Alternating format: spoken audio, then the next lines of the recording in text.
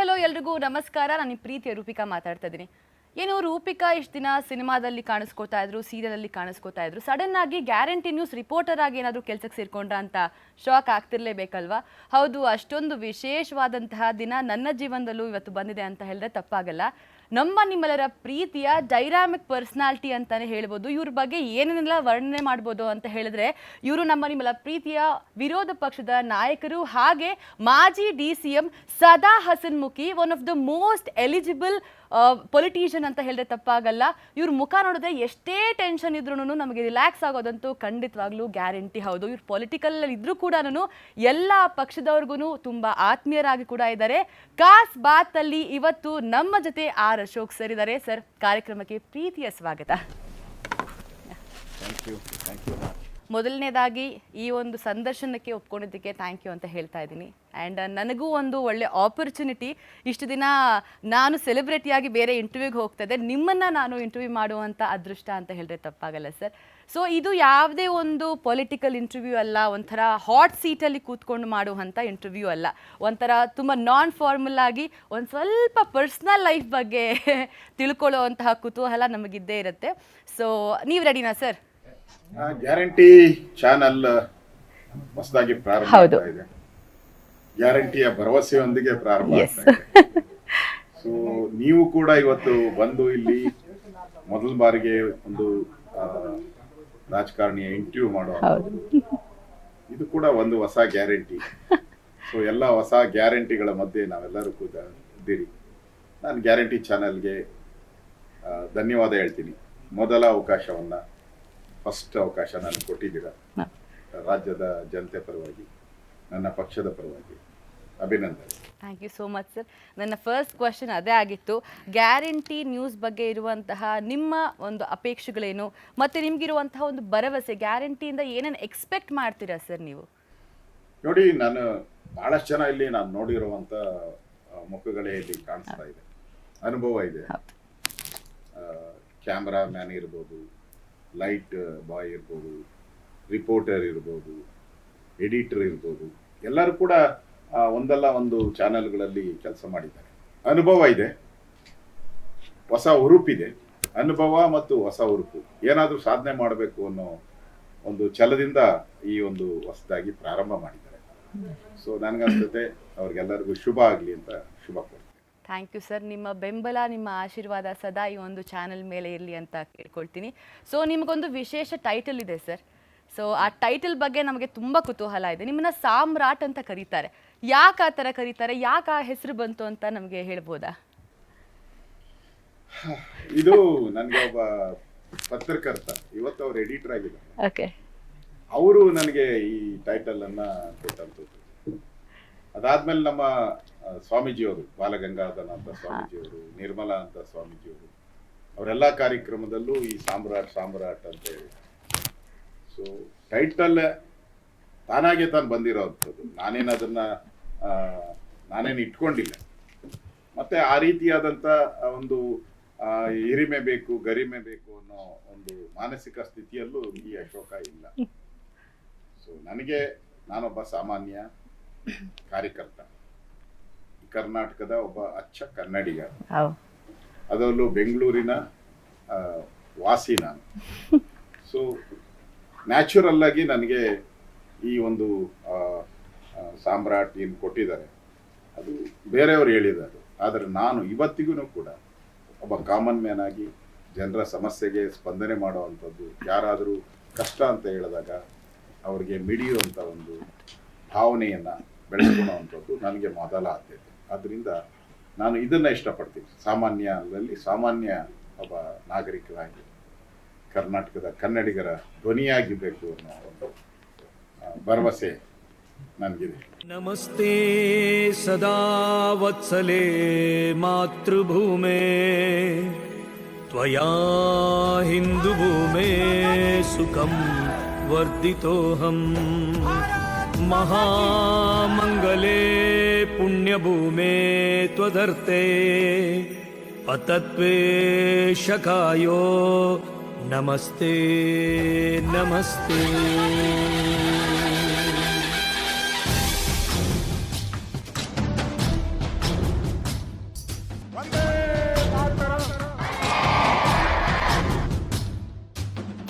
ಸೇವೆಯ ಸಪ್ತ ಸಾಗರ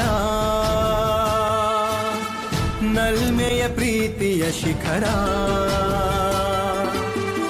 ಜನತೆಯ ಪ್ರತಿನಿಧಿಯಾಗಿ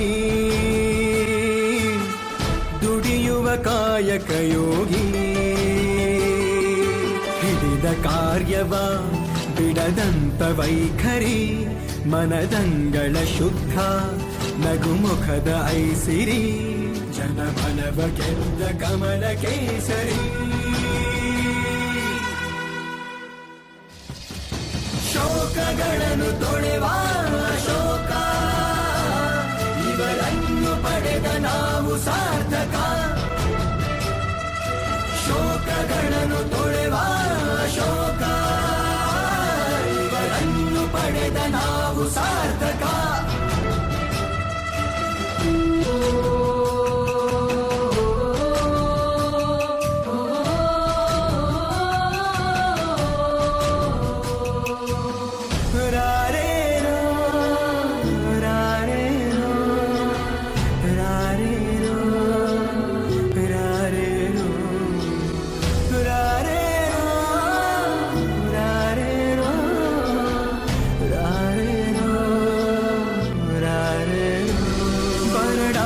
ಬಯಲಿನಲ್ಲಿ ಬಂಗಾರ ಬೆಳೆಯುವಂತೆ ಭರವಸೆಯ ಕೊಟ್ಟ ಭುವನ ಭಾಗ್ಯನು ಸ್ವಚ್ಛಂದ ರಸ್ತೆ ಜೊತೆಗೆ ಆರೋಗ್ಯ ಕೇಂದ್ರದುದಯ ಮಾದರಿಯ ಕ್ಷೇತ್ರ ನಿರ್ಮಾತ್ರನು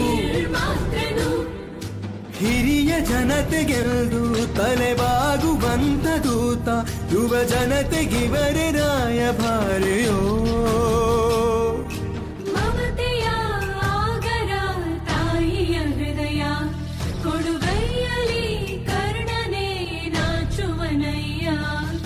ಶೋಕಗಳನ್ನು ತೊಳೆವ ಶೋಕ ಇವರನ್ನು ಪಡೆದ ನಾವು ಸಾರ್ಥಕ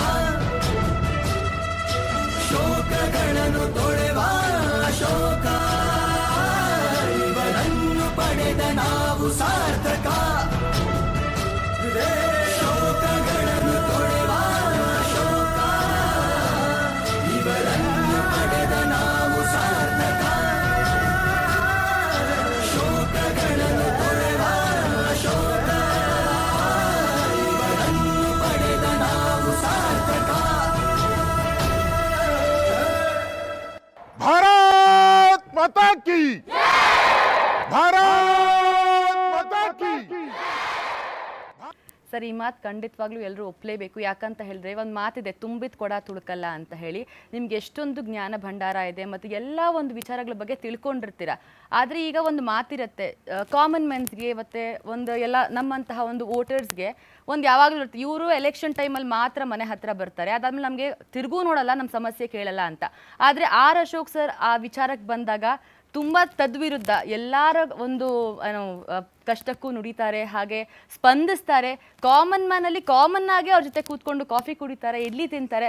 ಒಂಥರ ನಮ್ಮ ಥರ ಲೋಕಲ್ ದೇಸಿ ಹುಡುಗನ ಥರನೇ ಒಂದು ಮಿಂಗಲ್ ಆಗ್ತಾರೆ ಅಂತ ಹೇಳಿದ್ರೆ ತಪ್ಪಾಗಲ್ಲ sir. Thank you sir, we are so honour. ನಿಮ್ಮಂತಹ ಒಂದು ಪ್ರಭಾವಿ ವ್ಯಕ್ತಿ ನಮ್ಮ ಜೊತೆ ಈ ಥರ ಒಂದು ಸಾಮಾನ್ಯರಲ್ಲಿ ಬೆರ್ತಿರೋದಕ್ಕೆ ತುಂಬ ಖುಷಿ ಆಗ್ತಾ ಇದೆ ಸರ್.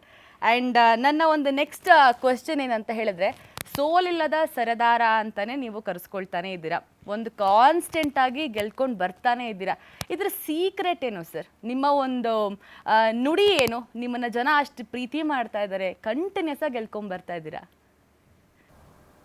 ನನಗೂ ಆಶ್ಚರ್ಯ. ನನ್ನ ಉತ್ತರಹಳ್ಳಿ ಕ್ಷೇತ್ರದ ಜನ, ಈಗ ನನ್ನ ಪದ್ಮನಾಭ ನಗರದ ಜನ ನನ್ನ ಮೇಲೆ ಭರವಸೆ ಇಟ್ಟು ವಿಶ್ವಾಸ ಇಟ್ಟು ನಮ್ಮ ಮನೆ ಮಗನ ರೀತಿ ನನ್ನನ್ನು ಬೆಳೆಸ್ತಾ ಇದ್ದಾರೆ. ನನಗನ್ಸ್ತತೆ ನಾನು ಇನ್ನೂ 7 ಜನ್ಮಗಳನ್ನು ಎತ್ತಿದ್ರೂ ಕೂಡ ನಾನು ಈ ಪದ್ಮನಾಭ ನಗರ ನಮ್ಮ ಮತ್ತು ಉತ್ತರಹಳ್ಳಿಯ ಜನರ ಒಂದು ಋಣವನ್ನು ತೀರ್ಸೋಕ್ಕಾಗಲ್ಲ. ನಮ್ಮ ತಂದೆ ತಾಯಿ ನನ್ನನ್ನು ಎತ್ತಿರ್ಬೋದು, ಆದರೆ ಕೃಷ್ಣನಿಗೆ ಹೇಗೆ 2 ತಾಯಂದಿರಿದ್ದಾರೋ ಹಾಗೆ ಒಂದು ತಾಯಿ ನನಗೆ ನನ್ನ ಕ್ಷೇತ್ರದ ಜನ. ನೋಡಿ, ಯಾರ್ಯಾರೋ ಸೋತಿದ್ದಾರೆ, ನಾನೇನು ದೊಡ್ಡ ಇರ್ಮೆ ಅಂತ ಹೇಳಲ್ಲ, ಆದರೆ ಜನ ನನ್ನನ್ನು ವಿಶ್ವಾಸದಿಂದ ನಮ್ಮ ಅಶೋಕ ಇವನು, ನನ್ನ ಮನೆ ಮಗ ಇವನು ಅಂಥೇಳಿ ನನ್ನನ್ನು ಗುರ್ತು ಮಾಡಿದ್ದಾರೆ, ಅವಕಾಶ ಕೊಟ್ಟಿದ್ದಾರೆ, ನಿರಂತರವಾಗಿ ಗೆಲ್ಲಿಸಿದ್ದಾರೆ. ಜನರ ಸೇವೆ ಮಾಡೋವಂಥದ್ದಕ್ಕೆ, ಜನರ ಕೆಲಸ ಮಾಡೋದಕ್ಕೆ ಅವ್ರ ಜೊತೆ ನಿಂತು ಕೆಲಸ ಮಾಡೋಕ್ಕೆ ಅವಕಾಶ ಮಾಡಿಕೊಟ್ಟಿದ್ದಾರೆ. ಸೊ ಸೀಕ್ರೆಟ್ ಏನು ಅಂತ ಹೇಳಿದ್ರೆ ಜನರ ಪ್ರೀತಿನೇ ಸೀಕ್ರೆಟು. ನೀವು ಎಲ್ಲಿವರೆಗೂ ಜನರ ಪ್ರೀತಿಯನ್ನು ಇಟ್ಕೊಂಡಿರ್ತೀರ ಅಲ್ಲಿವರೆಗೂ ನಿಮಗೆ ವಿಜಯ ಒಲ್ದು ಬರ್ತೈತೆ. ಎಲ್ಲಿ ನೀವು ಹಣದ ಹಿಂದೆ ಹೋಗ್ತೀರಾ, ಅಧಿಕಾರದ ಹಿಂದೆ ಓಡೋಗ್ತೀರಾ, ಆಗ ಜನ ನಿಮ್ಮನ್ನು ತಿರಸ್ಕಾರ ಮಾಡ್ತಾರೆ. ಜನರ ಪ್ರೀತಿ ಇದ್ದರೆ ಹಣನೂ ಮುಖ್ಯ ಆಗಲ್ಲ, ಅಧಿಕಾರನೂ ಮುಖ್ಯ ಆಗಲ್ಲ. ಸೊ ಜನರ ಪ್ರೀತಿ ಸಂಪಾದನೆ ಮಾಡುವಂಥ ಕೆಲಸವನ್ನು ಯಾವುದೇ ರಾಜಕಾರಣಿ ಮಾಡಿದ್ರೆ ಅವನಿಗೆ ನಿರಂತರವಾದಂಥ ಗೆಲುವನ್ನು ಕೊಡ್ತಾರೆ. ಇದೇ ಸೀಕ್ರೆಟ್. ಎಸ್, ಖಂಡಿತ ದುಡ್ಡು ಹಿಂದೆ ಓಡಬೇಡಿ, ಪ್ರೀತಿಯಿಂದ ಓಡಿ, ಅವಾಗ ಜನನೇ ನಿಮ್ಮ ಹಿಂದೆ ಬರ್ತಾರೆ ಅಂತ ನೀವು ಅದನ್ನು ನಿರೂಪಿಸ್ಬಿಟ್ಟಿದ್ದೀರಾ ಸರ್. ಕಂಗ್ರ್ಯಾಚುಲೇಷನ್ಸ್. ಖಂಡಿತ 7 ಜನ್ಮಕ್ಕೂ ನೀವೇ ನಮಗೆ ಆಗಿರಬೇಕು, ರಾಜಕಾರಣಿ ಆಗಿರಬೇಕು ಅಂತ ಕೇಳ್ತಾ ಇದ್ದೀವಿ ಸರ್. ಹಾಗೆ ಆರ್ ಅಶೋಕ್ ಸರ್ ಅಂತ ನಮ್ಮೆಲ್ಲರಿಗೂ ಚಿರಪರಿಚಿತರು. ನಿಮ್ಮದು ಒಂದು ಫುಲ್ ನೇಮ್ ಇದೆ, ಅದನ್ನು ಈ ಒಂದು ಚಾನೆಲ್ ಮೂಲಕ ನೀವು ಹೇಳೋಕ್ಕೆ ಇಷ್ಟಪಡ್ತೀರಾ ಸರ್? ನಿಮ್ಮ ಒಂದು ತಂದೆ ತಾಯಿ ಹೆಸರು, ಹಾಗೆ ನಿಮ್ಮ ಒಂದು ಒರಿಜಿನಲ್ ಹೆಸರು. ನೋಡಿ, ನನ್ನ ಹುಟ್ಟು ಜಾಲಹಳ್ಳಿಯಲ್ಲೇ ಆಗಿದೆ, ಬೆಂಗಳೂರು. ಅಂದರೆ ತಲೆಮಾರುಗಳು ಲೆಕ್ಕ ಇಲ್ಲದಷ್ಟು ತಲೆಮಾರುಗಳು, ಒಂದು 10-12 ತಲೆಮಾರುಗಳು ಕಾಲದಿಂದ ನಾನು ಬೆಂಗಳೂರಲ್ಲೇ ಇರೋವಂಥದ್ದು. ನಮ್ಮ ಪೂರ್ವಿಕರೆಲ್ಲ ಬೆಂಗಳೂರಲ್ಲೇ ಇದ್ದರು. ಸೊ ನಮ್ಮ ತಂದೆ ರಾಮಯ್ಯ ಅಂತೇಳಿ, ಅವರು ಕೃಷಿಕರು.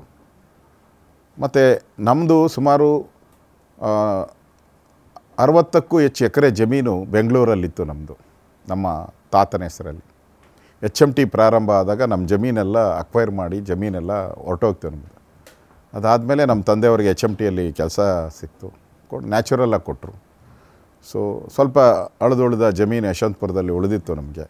ಸೊ ಒಂದು ರೈತ ಕುಟುಂಬದಿಂದ ಬಂದಿದ್ದೀನಿ, ಒಂದು ಕಾರ್ಮಿಕ ಕುಟುಂಬದಿಂದ ಬಂದಿದ್ದೀನಿ ನಾನು. ನನ್ನ ವಿದ್ಯಾಭ್ಯಾಸ ಎಲ್ಲನೂ ಕೂಡ ಸರ್ಕಾರಿ ಶಾಲೆಯಲ್ಲಿ ವಿದ್ಯಾಭ್ಯಾಸ ಆಗಿದೆ ನಂದು ಪೂರ್ತಿ. ನಾನು ಯಾವುದೇ ಕಾನ್ವೆಂಟಲ್ಲಿ ಓದಿಲ್ಲ, ಸರ್ಕಾರಿ ಶಾಲೆಯಲ್ಲೇ ಆಗಿದೆ. ಗೋಕಾಕ್ ಚಳುವಳಿಯಲ್ಲಿ ನಾನು ಹೋರಾಟ ಮಾಡಿ ಕಾಲೆಲ್ಲ ಮುರ್ಕೊಂಡು ಹಾಸ್ಪಿಟ್ಲಲ್ಲೆಲ್ಲ ಇದ್ದು ಬಂದಿದ್ದೀನಿ ನಾನು ಗೋಕಾಕ್. ಕನ್ನಡ ಅಂದರೆ ನನಗೆ ಭಾಳ ಅಚ್ಚುಮೆಚ್ಚು ನನಗೆ. ಈ ಥರದ ಒಂದು ಪರಂಪರೆಯಲ್ಲಿ ನನ್ನ 10ನೇ ವರ್ಷಕ್ಕೆ RSS ನಾನು ಚಡ್ಡಿ ಹಾಕಿದ್ದೀನಿ. 10ನೇ ವರ್ಷಕ್ಕೆ RSS ಚಡ್ಡಿ ಹಾಕಿದ್ದೀನಿ. ಸೊ ಅದಾದಮೇಲೆ 1975ರಲ್ಲಿ ಎಮರ್ಜೆನ್ಸಿಯಲ್ಲಿ ಇಂದಿರಾ ಗಾಂಧಿಯವರ ವಿರುದ್ಧ ಒಂದು ಹೋರಾಟ ಮಾಡಿ ಯಶವಂತಪುರ ಸರ್ಕಲಲ್ಲಿ ಕಾಲೇಜ್ ಸ್ಟೂಡೆಂಟ್ಸ್ ಎಲ್ಲ ನಾವು ಪ್ರತಿಭಟನೆ ಮಾಡಿದ್ರಿ. ಆಗ ನಮ್ಮನ್ನು ಅರೆಸ್ಟ್ ಮಾಡಿ 1 ತಿಂಗಳ ಕಾಲ ನಮ್ಮ ಬೆಂಗಳೂರು ಸೆಂಟ್ರಲ್ ಜೈಲಲ್ಲಿ ಇಟ್ಟಿದ್ರು. 1 ತಿಂಗಳ ಕಾಲ ಬೆಂಗಳೂರು ಸೆಂಟ್ರಲ್ ಜೈಲಲ್ಲಿದ್ದೆ ನಾನು. ಅದಾದಮೇಲೆ ಪೊಲಿಟಿಕಲ್ ಲೈಫು ಹಾಗೆ ಅದೇ ಪ್ರಾರಂಭದಲ್ಲಿ ಅದೇ ಜರ್ನಿ ನಂದು. ಎಮರ್ಜೆನ್ಸಿನೇ ನನಗೆ ಪೊಲಿಟಿಕಲ್ ಜರ್ನಿಯನ್ನು ಕೊಟ್ಟಂಥದ್ದು ಆ ಸಂದರ್ಭ. ಅದರಿಂದ ನಾನೊಂದು ರೈತಾಪಿ ನೆಲೆಯಲ್ಲಿ ಬಂದಿದ್ದೀನಿ. ಬೆಂಗಳೂರಲ್ಲಿ ಹುಟ್ಟಿ ಬೆಳೆದಿದ್ದೀನಿ, ಇನ್ನೂ ಹೆಮ್ಮೆ ಇದೆ ನನಗಿದೆ. ಸೊ ಇವೆಲ್ಲ ಬ್ಯಾಕ್ಗ್ರೌಂಡಲ್ಲಿ ಸಂಘದ ಒಂದು RSSನ ಒಂದು ಬ್ಯಾಕ್ಗ್ರೌಂಡು ಕೂಡ ನನಗೆ ಇದೆ. ಈ ಹಿನ್ನೆಲೆಯಿಂದ ನಾನು ಬಂದಿರೋವಂಥದ್ದು. ಮತ್ತು ನಮ್ಮ ತಾತ ಯಾರಾದರೂ ಪೊಲಿಟಿಷಿಯನ್ ಅಲ್ಲ, ನಮ್ಮ ತಂದೆ ಯಾರು ಪೊಲಿಟಿಷಿಯನ್ ಅಲ್ಲ, ಯಾರೂ ಅಲ್ಲ. ನಾನು ನ್ಯಾಚುರಲಾಗಿ ಬಂದಿರೋನು, ಸ್ಕ್ರ್ಯಾಚಿಂದ ಬಂದಿರೋವಂಥದ್ದು. ಯಾವುದೇ ಇನ್ಫ್ಲೂಯೆನ್ಸು, ಯಾವುದೇ ಬ್ಯಾಕ್ಗ್ರೌಂಡು ಏನೂ ಇಲ್ದಿರ ಬಂದಿದ್ದೀನಿ ನಾನು. ನ್ಯಾಚುರಲ್ಲಾಗಿ ಅಂತ ಹೇಳ್ತಾರಲ್ಲ, ಒಂಥರ ನ್ಯಾಚುರಲ್ ಗಿಡ ಬೆಳೆಯುತ್ತಲ್ಲ ಹಾಗೆ. ನಂದು ಪ್ಲ್ಯಾಂಟ್ ಮಾಡಿರೋ ಸಸಿ ಅಲ್ಲ, ನಂದು ಪ್ಲ್ಯಾಂಟ್ ಮಾಡಿ ಅದಕ್ಕೊಂದು ಕಂಬ ಪಕ್ಕದಲ್ಲಿ ಕಟ್ಟಿ ಅದನ್ನು ನೀಟಾಗಿ ಹೋಗೋ ಆ ಥರದ್ದೇನೂ ಇಲ್ಲ, ಏನೇ ಇಲ್ಲ. ನ್ಯಾಚುರಲ್ ಆರ್ಗ್ಯಾನಿಕ್ ಥರ, ಆರ್ಗ್ಯಾನಿಕ್ ಅಂತಾರಲ್ಲ ಹಂಗೆ ಆರ್ಗ್ಯಾನಿಕ್ ಆಗಿ ಬೆಳೆದಿರೋ ಅಂಥ ಒಬ್ಬ ರಾಜಕಾರಣಿ ನಾನು. ಅದಕ್ಕೇನೆ ಹೇಳೋದು, ಹೆಮ್ಮೆಯ ಕನ್ನಡಿಗ ಜಾಲಹಳ್ಳಿ ರಾಮಯ್ಯ ಅಶೋಕ್ ಅಂತ ನಿಮ್ಮನ್ನು ಪ್ರೀತಿಯಿಂದ ಎಲ್ಲರೂ ಕರೀತಾರೆ. ಸೊ ಆಗಲೇ ಎಮರ್ಜೆನ್ಸಿ ಟೈಮಲ್ಲಿ ನೀವು ಜೈಲಿಗೆ ಕೂಡ ಹೋಗಿದ್ದೀರಾ ಅಂತ ಹೇಳಿದ್ರೆ, ಸೊ ಆವಾಗ ನಿಮ್ಗಿನ್ನ ಐ ಥಿಂಕ್ ಇನ್ನೊಂದು 20 ವರ್ಷ ಆಗಿದೆ ನಿಮ್ಮ ಏಜು, ನಾನು ತಪ್ಪಿಲ್ಲ ಅಂತ ಹೇಳಿದ್ರೆ. ಅಷ್ಟು ಚಿಕ್ಕ ವಯಸ್ಸಲ್ಲೇ ಇನ್ನು ಕಾಲೇಜ್ ಹುಡುಗಾಟ ಇರುತ್ತೆ ಅಥವಾ ರ್ಯಾಗಿಂಗ್ ಮಾಡೋದು, ಈ ಒಂದು ಮೆಂಟಾಲಿಟಿ ಇರೋ ಟೈಮಲ್ಲಿ ನಿಮಗೆ ಹೋರಾಟ ಮಾಡೋ ಮನೋಭಾವ ಅಥವಾ ನಿಮಗೆ ಆ ಒಂದು ಎಮರ್ಜೆನ್ಸಿ ಟೈಮಲ್ಲಿ ಹೋಗಿ ನೀವು ಜೈಲಿಗೆ ಹೋಗೋದಂಥ ಒಂದು ಸಂದರ್ಭ ಭಯ ಆಗಲಿಲ್ವಾ ಸರ್ ನಿಮಗೆ? ನನಗೆ 20 ವಯಸ್ಸಿಲ್ಲ, ನಾನು 2nd PUC ಓದ್ತಾ ಇದ್ದೆ. ನಾನು ಸುಮಾರು 17ರಿಂದ 18 ವಯಸ್ಸಿರ್ಬೋದು ನನಗೆ. ಆ ವಯಸ್ಸಲ್ಲಿ ನಾನು ಈಗಿನ ಕಾಲದ ಮಕ್ಕಳ ಥರ ಅಲ್ಲ. ಈಗಿನ ಕಾಲದ ನೀವು ಮೊಬೈಲ್ ಕೊಟ್ಟರೆ ನಮಗಿಂತ ಎಲ್ಲ ಅವರೇ ಹೆಚ್ಚು ನೋಡ್ತಾರೆ, ಎಲ್ಲ ಗೊತ್ತಿದೆ ಅವ್ರಿಗೆ, ಯಾವ ರಾಜ್ಯಕ್ಕೆ ಬೇಕಾದರೂ ಹೋಗ್ತಾರೆ ಅವರು. ಅವತ್ತು ನನಗೆ ಇದೇ ಇರಲಿಲ್ಲ, ನನ್ನ ಮನೆ ಬಿಟ್ಟರೆ ನಾನು ಕಾಲೇಜೇ ನನಗೆ ಗೊತ್ತಿದ್ದು. ನಾನು ಬಸವನಗುಡಿಯ VV ಕಾಲೇಜಲ್ಲಿ ಓದಂಥದ್ದು ನಾನು HMT ಬಸ್ಸಲ್ಲಿ ಬರ್ತಾಯಿದ್ದೆ, HMT ಬಸ್ಸಲ್ಲಿ ವಾಪಸ್ ಹೋಗ್ತಾಯಿದ್ದೆ. ಬಟ್ ಅವತ್ತು RSS ನನಗೆ ನೀನು ಎಮರ್ಜೆನ್ಸಿಯಲ್ಲಿ ಇದೊಂದು ಸ್ವಾತಂತ್ರ್ಯ ಹೋರಾಟ, ಇದು ದೇಶದ ಮೇಲೆ ಎಮರ್ಜೆನ್ಸಿ ಬಂದಿದೆ, ಕೋರ್ಟ್ಗಳೆಲ್ಲ ಬ್ಯಾನ್ ಆಗಿದೆ, ಪತ್ರಿಕೆಗಳೆಲ್ಲ ಮುಚ್ಚಿದ್ದಾರೆ, ಎಲ್ಲರನ್ನೂ ಅರೆಸ್ಟ್ ಮಾಡಿದ್ದಾರೆ, ಎಲ್ಲ ಪೊಲಿಟಿಕಲ್ ಲೀಡರ್ಸ್ ಎಲ್ಲ ಜೈಲಲ್ಲಿದ್ದಾರೆ. ಈ ಸಂದರ್ಭದಲ್ಲಿ ದೇಶಕ್ಕೋಸ್ಕರ ಹೋರಾಟ ಮಾಡಬೇಕು ಅಂದಾಗ ನನಗೆ ಏನು ಹೋರಾಟ ಅಂದರೆ ಏನು ಗೊತ್ತಿರಲಿಲ್ಲ. ನನಗೆ ಜೈಲಿಗೆ ಕರ್ಕೊಂಡು ಹೋಗ್ತಾರೆ ಅಂತ ನನ್ನ ಕನಸಲ್ಲೂ ಇರಲಿಲ್ಲ, ನನಗೆ ಗೊತ್ತೇ ಇಲ್ಲ ನನಗೆ. ಸೊ ಆ ಸಂದರ್ಭದಲ್ಲಿ ನನಗೆ ಪ್ರತಿಜ್ಞೆ ಮಾಡಿಸ್ತರು, ನನಗೆ ಕರ್ಕೊಂಡೋಗಿ ನಿಲ್ಲಿಸಿ ನಾನು ದೇಶಕ್ಕೋಸ್ಕರ ಈ ಒಂದು ಸ್ವಾತಂತ್ರ್ಯ ಚಳುವಳಿಯಲ್ಲಿ ಭಾಗವಹಿಸ್ತೀನಿ ಅಂತ. ಸೊ ಆ ಮಾತು ಕೊಟ್ಟಿದ್ದೀನಿ ಅಂತೇಳಿ ನಾನು ಹೋರಾಟಕ್ಕೆ ಬಂದಂಥನು. ಅದರ ಅನುಭವ ಕೇಳಿಬಿಟ್ರೆ ನನಗೆ ಇವಾಗೂ ಕಣ್ಣಲ್ಲಿ ನೀರು ಬರುತ್ತೆ, ಅಷ್ಟು ಅನುಭವ ನನಗೆ. ಅರೆಸ್ಟ್ ಆದೆ, ಕರ್ಕೊಂಡೋದ್ರು ಜೈಲಲ್ಲಿ. ಜೈಲು ಇಲ್ಲೇ ಇದೆ ಈಗ, ವಿಧಾನಸೌಧ ಹತ್ರನೇ ಇರೋದು ಜೈಲು ಹಿಂದೆ. ಅಲ್ಲಿ ಮೊದಲು ಹೆಜ್ಜೆ ಇಡೋಕ್ಕೆ ನೋಡಿದೆ, ಬಲಗಾಲಿಟ್ಟರೆ ನಾವು ತಿರುಗೇನೋ ಪರ್ಮನೆಂಟ್ ಆಗೋಡ್ತೀನಿ ಅಂತ ಫಸ್ಟ್ ಎಡಗಾಲಿಟ್ಟೆ ಅಲ್ಲಿ. ಈಗೂ ಬ್ಯಾರಕ್ಕಿದೆ, ಹಾಗೆ ಉಳಿಸಿದ್ದೀನಿ ನಾನು ಡಿಸ್ಟ್ರಿಕ್ಟ್ ಮಿನಿಸ್ಟರ್ ಆದಾಗ ನಾನು ಇದ್ದಂಥ ಜೈಲು ಈಗೂ ಹಂಗೆ ಇದೆ, ಹಾಗೆ ಒಂದು ಮಾಡೆಲ್ ಆಗಿ ಇಟ್ಟಿದ್ದೀರಿ ಅದನ್ನು. ಆ ಜೈಲಲ್ಲಿ ನಾನು ಇದ್ದಂಥದ್ದು. ಅಲ್ಲಿ ಹೋಗಿ ರಾಗಿ ಮುದ್ದೆ, ಒಂದೇ ಒಂದು ಬ್ಯಾರಕ್ಕಲ್ಲಿ ಸುಮಾರು 300 ಜನ ಇದ್ರಿ ನಾವು, ಒಂದೇ ಬ್ಯಾರಕ್ಕು, ಒಂದೇ ಟಾಯ್ಲೆಟು, ಊಟ ಸರಿಯಾಗಿ ಕೊಡ್ತಾ ಇರಲಿಲ್ಲ. ಮತ್ತು ನನ್ನ ಮನೆಗೆ ನಾನು ಒಬ್ಬನೇ ಮಗ, ಗಂಡು ಮಗ ಅಂದರೆ ನಾನು ಒಬ್ಬನೇ. ನಮ್ಮ ತಾಯಿ ನಾನು ಜೈಲಿಗೆ ಬಂದ ತಕ್ಷಣ ನಮ್ಮ ಸೀರಿಯಸ್ ಆಗೋದ್ರು. ನಮ್ಮ ತಂದೆ ಕೋಪ ಮಾಡ್ಕೊಂಡು ಅವ್ರದ್ದೊಂದು ಸಮಸ್ಯೆ ಆಗೋಯ್ತು. ಸೊ ಇವೆಲ್ಲ ಮೆಸೇಜು ಜೈಲಿಗೆ ಬರ್ತಾಯಿತ್ತು. ಆದರೆ ಏನು ಮಾಡಿ ಒಳಗಡೆ ಬಂದುಬಿಟ್ಟಿದ್ದೀನಿ, ಇನ್ನು ಆಚೆ ಹೋಗೋ ಪ್ರಮೇಯ ಉದ್ಭವ ಆಗೋದೇ ಇಲ್ಲ. ಅಲ್ಲಿ ಅದ್ವಾನಿಯವರು ಇದ್ದರು ಒಳಗಡೆ, ಲಾಲ್ ಕೃಷ್ಣ ಅದ್ವಾನಿಯವರು, ಬೇರೆ ಬೇರೆ ದೊಡ್ಡ ದೊಡ್ಡ ನಾಯಕರುಗಳೆಲ್ಲ ಆ ಸಂದರ್ಭದಲ್ಲಿ ಬಂಧನದಲ್ಲಿದ್ದರು. ಸೊ ಅವ್ರ ಜೊತೆ ನಾನು ಕಳೆದಿದ್ದೀನಿ. ಸೊ ಈ ನೆನಪುಗಳಿದೆಯಲ್ಲ, ಅಲ್ಲಿ ಕಳೆದಂಥ ನೆನಪುಗಳನ್ನು ಮರೆಯೋಕ್ಕೆ ಸಾಧ್ಯನೇ ಇಲ್ಲ. ಅದಾದಮೇಲೆ ನನಗೆ ಅದಕ್ಕಿಂತ ಭಾಳ ಪ್ರಮುಖವಾಗಿ ಒಂದು ತಿಂಗಳಾದ ಮೇಲೆ ನಾನು ಬಿಡುಗಡೆ ಬೇಲಾಯಿತು. ನನಗೆ ಬೇಲಾದಮೇಲೆ ನಾನು ಮನೆಗೆ ಬಂದೆ. ಮನೆಗೆ ಬಂದರೆ ಆ ಹಳ್ಳಿ ಅವಾಗ ಪೂರ್ತಿ ನಮ್ಮದು 100% ವಿಲೇಜ್, 100% ಈಗ ಎಲ್ಲ ಕಾರ್ಪೊರೇಷನ್, ಜಾಲಹಳ್ಳಿ ಕಾರ್ಪೊರೇಷನ್ ಇದೆ. ನಾನು ಊರ ಹತ್ರ ಬರ್ತಾ ಇದ್ದಂಗೆ ಊರು ಪ್ರಮುಖರೆಲ್ಲ ಅಶ್ವತ್ಥ ಕಟ್ಟೆ ಮೇಲೆ ಕೂತಿದ್ರು. ಅವ್ರು ಬರಯ ಇಲ್ಲಿ ಅಂದರು. ಹೋಗಿ ನಿಂತ್ಕೊಂಡೆ, ಬೈದರು ಅಷ್ಟು ಬೈದರು. ನಿಮ್ಮ ವಂಶದಲ್ಲಿ ಯಾರೂ ಜೈಲಿಗೆ ಹೋಗಿಲ್ಲ, ನಿಮ್ಮ ವಂಶಕ್ಕೆ ಅವಮಾನ ಮಾಡಿಬಿಟ್ಟೆ, ಊರಿಗೆ ಅವಮಾನ ಮಾಡಿಬಿಟ್ಟೆ, ನಿನ್ನ ಯಾರು ಹೇಳಿದವರು ಹೋಗಿ ಅಂತ ಒಂಥರ ಊರಿಂದ ಬಹಿಷ್ಕಾರ ಆಗ್ತಂಗೆ. ಊರು ಬಾಗಿಲ ಹತ್ರ ಅಶ್ವತ್ಥ ಕಟ್ಟೆ ಹತ್ರ ಅವರೆಲ್ಲ ಬೈಸ್ಕೊಂಡ್ಮೇಲೆ ಮನೆ ಹತ್ರ ಒಬ್ಬನೇ ನಡ್ಕೊಂಡು ಹೋದೆ. ಮನೆಗೆ ಹೋದ್ರೆ ನಮ್ಮ ತಂದೆ ಮನೆ ಒಳಗಡೆ ಬಿಟ್ಟಿಲ್ಲ, ಬರಬೇಡ ನೀನು ಅವಮಾನ ಮಾಡಿದ್ಯಾ ನಮ್ಮ ಇದಕ್ಕೆ ಅಂತೇಳಿ. ಸೊ ನಿಂತೇ ಇದ್ದೆ ಹಾಗೆ, ಕಣ್ಣಲ್ಲಿ ನೀರು ಬರೋ ಅಂಥ ಸನ್ನಿವೇಶ ನನಗೆ. ಆಮೇಲೆ ನಮ್ಮ ಅಕ್ಕಂದಿರಿಬ್ಬರಿದ್ದರು, ಅವ್ರು ಬಂದು ಹತ್ಕೊಂಡು ಕೂತಿದ್ರು, ರಸ್ತೆಯಲ್ಲೇ ಅಳ್ತಾಯಿದ್ರು, ಬಿಡಿ ಅವನು ಒಳಗಡೆ ಬಿಡಿ ಅಂತ. ಅಲ್ಟಿಮೇಟಾಗ ಆಮೇಲೆ ನಮ್ಮ ತಾಯಿ ಎಲ್ಲ ಬಂದರು. ಸೊ ಅಲ್ಲಿ ಆಚೆ ಒಂದು ಕಲ್ಲು ಹಾಕಿ ಕೂತರಿಸಿ ನಮ್ಮನ್ನು, ಕಲ್ಲು ಮೇಲೆ ಒಂದು ದಿಂಡು ಕಲ್ಲು ಹಾಕಿ ಕೂತರಿಸಿ, ಅದ್ರ ಮೇಲೆ ನನ್ನ ತಲೆ ಮೇಲೆಲ್ಲ ಸಗಣಿ ನೀರು ಒಯ್ದರು. ಇನ್ನೂ ನನ್ನ ಕಣ್ಣು ಮುಂದೆ ಹಾಗೇ ಇದೆ, ಸಗಣಿ ನೀರು ಒಯ್ದರು. ಆಮೇಲೆ ಗಂಜಲ ತಗೊಂಬಂದು ಗಂಜಲ ಒಯ್ದರು. ಅಲ್ಲೇ ತಣ್ಣೀರು ಸ್ನಾನ ಆಯಿತು. ಹಂಗೆ ನಡ್ಕೊಂಡು ಒಳಗಡೆ ಹೋಗಿತ್ತು. ಓದೋನು 3 ದಿನ ಮನೆಯಿಂದ ಆಚೆನೇ ಬಂದಿಲ್ಲ. ಸರ್ ನಿಜವಾಗ್ಲೂ ನೀವು ಹೇಳ್ತಾರೆ, ಯಾವುದೋ ಒಂದು ಸಿನಿಮಾ ನೋಡ್ದಂಗೆ ಆಗ್ತಾ ಇದೆ. ಸೊ ಅದನ್ನು ಅವತ್ತು ನಾನು ಒಂಥರ ಆ ಹಳ್ಳಿ, ಯಾಕಂದರೆ ಹಳ್ಳಿ ಜನ ಅವ್ರಿಗೆ ಈ ಸ್ವಾತಂತ್ರ್ಯ ಹೋರಾಟ, ಈ ಚಳುವಳಿ, RSS, ಅವಾಗ ಇನ್ನೂ RSS ಅಷ್ಟಾಗಿ ಬೆಳೆದಿರಲಿಲ್ಲ. ಅವಾಗ ಅವ್ರಿಗೇನೂ ಗೊತ್ತಿಲ್ಲ. ಅದು ನಮ್ಮ ಹುಡುಗ, ನಮ್ಮ ಮಗ ಜೈಲಿಗೆ ಹೋಗ್ಬಿಟ್ನಲ್ಲ ಅಂಥೇಳಿ. ಒಬ್ಬನೇ ಮಗ ನಾನು. ಆ ಸಂದರ್ಭದಲ್ಲಿ ಈ ಆ ನೋವಿತ್ತಲ್ಲ, ಆ ನೋವಿನಿಂದ ನಾನು ಆಚೆನೆ. ಆಮೇಲೆ 1 ವರ್ಷ RSSಗೆ ಹೋಗಲಿಲ್ಲ ನಾನು. ನೀವೇ ಕಳಿಸಿದ್ದು ನೀವು ನನ್ನ ಆಚೆ ಅಂತ ಹೇಳ್ಬಿಟ್ಟು 1 ವರ್ಷ RSS ಮುಖನೂ ತೋರಿಸ್ಲಿಲ್ಲ ನಾನು. ಆ ಪರಿಸ್ಥಿತಿಯಲ್ಲಿ ಬಂದಿದ್ದೀನಿ. ಮಾತಿಗೆ ತಪ್ಪಬಾರದು, ಕೊಟ್ಟು ಮಾತಿಗೆ ತಪ್ಪಬಾರ್ದು. ಪುಣ್ಯಕೋಟಿ ಒಂದು ಬರೀ ನಾವು ಕೇಳಿದ್ವಿ, ಆದರೆ ಅದನ್ನು ನಿದರ್ಶನ ನಿಮ್ಮಿಂದ ನೋಡ್ತಾ ಇದ್ದೀವಿ ಸರ್. ನಿಜವಾಗ್ಲೂ ಪುಣ್ಯಕೋಟಿ ತಾಯಿ ಎಷ್ಟು ಸ್ಯಾಕ್ರಿಫೈಸ್ ಮಾಡಿದ್ದಾಳೆ. ಅದೇ ಒಂದು ತಾಯಿ ಸ್ಥಾನದಲ್ಲಿ ದೇಶಕ್ಕಾಗಿ ನೀವು ಹೋರಾಡಿದ್ದೀರಾ ಸರ್.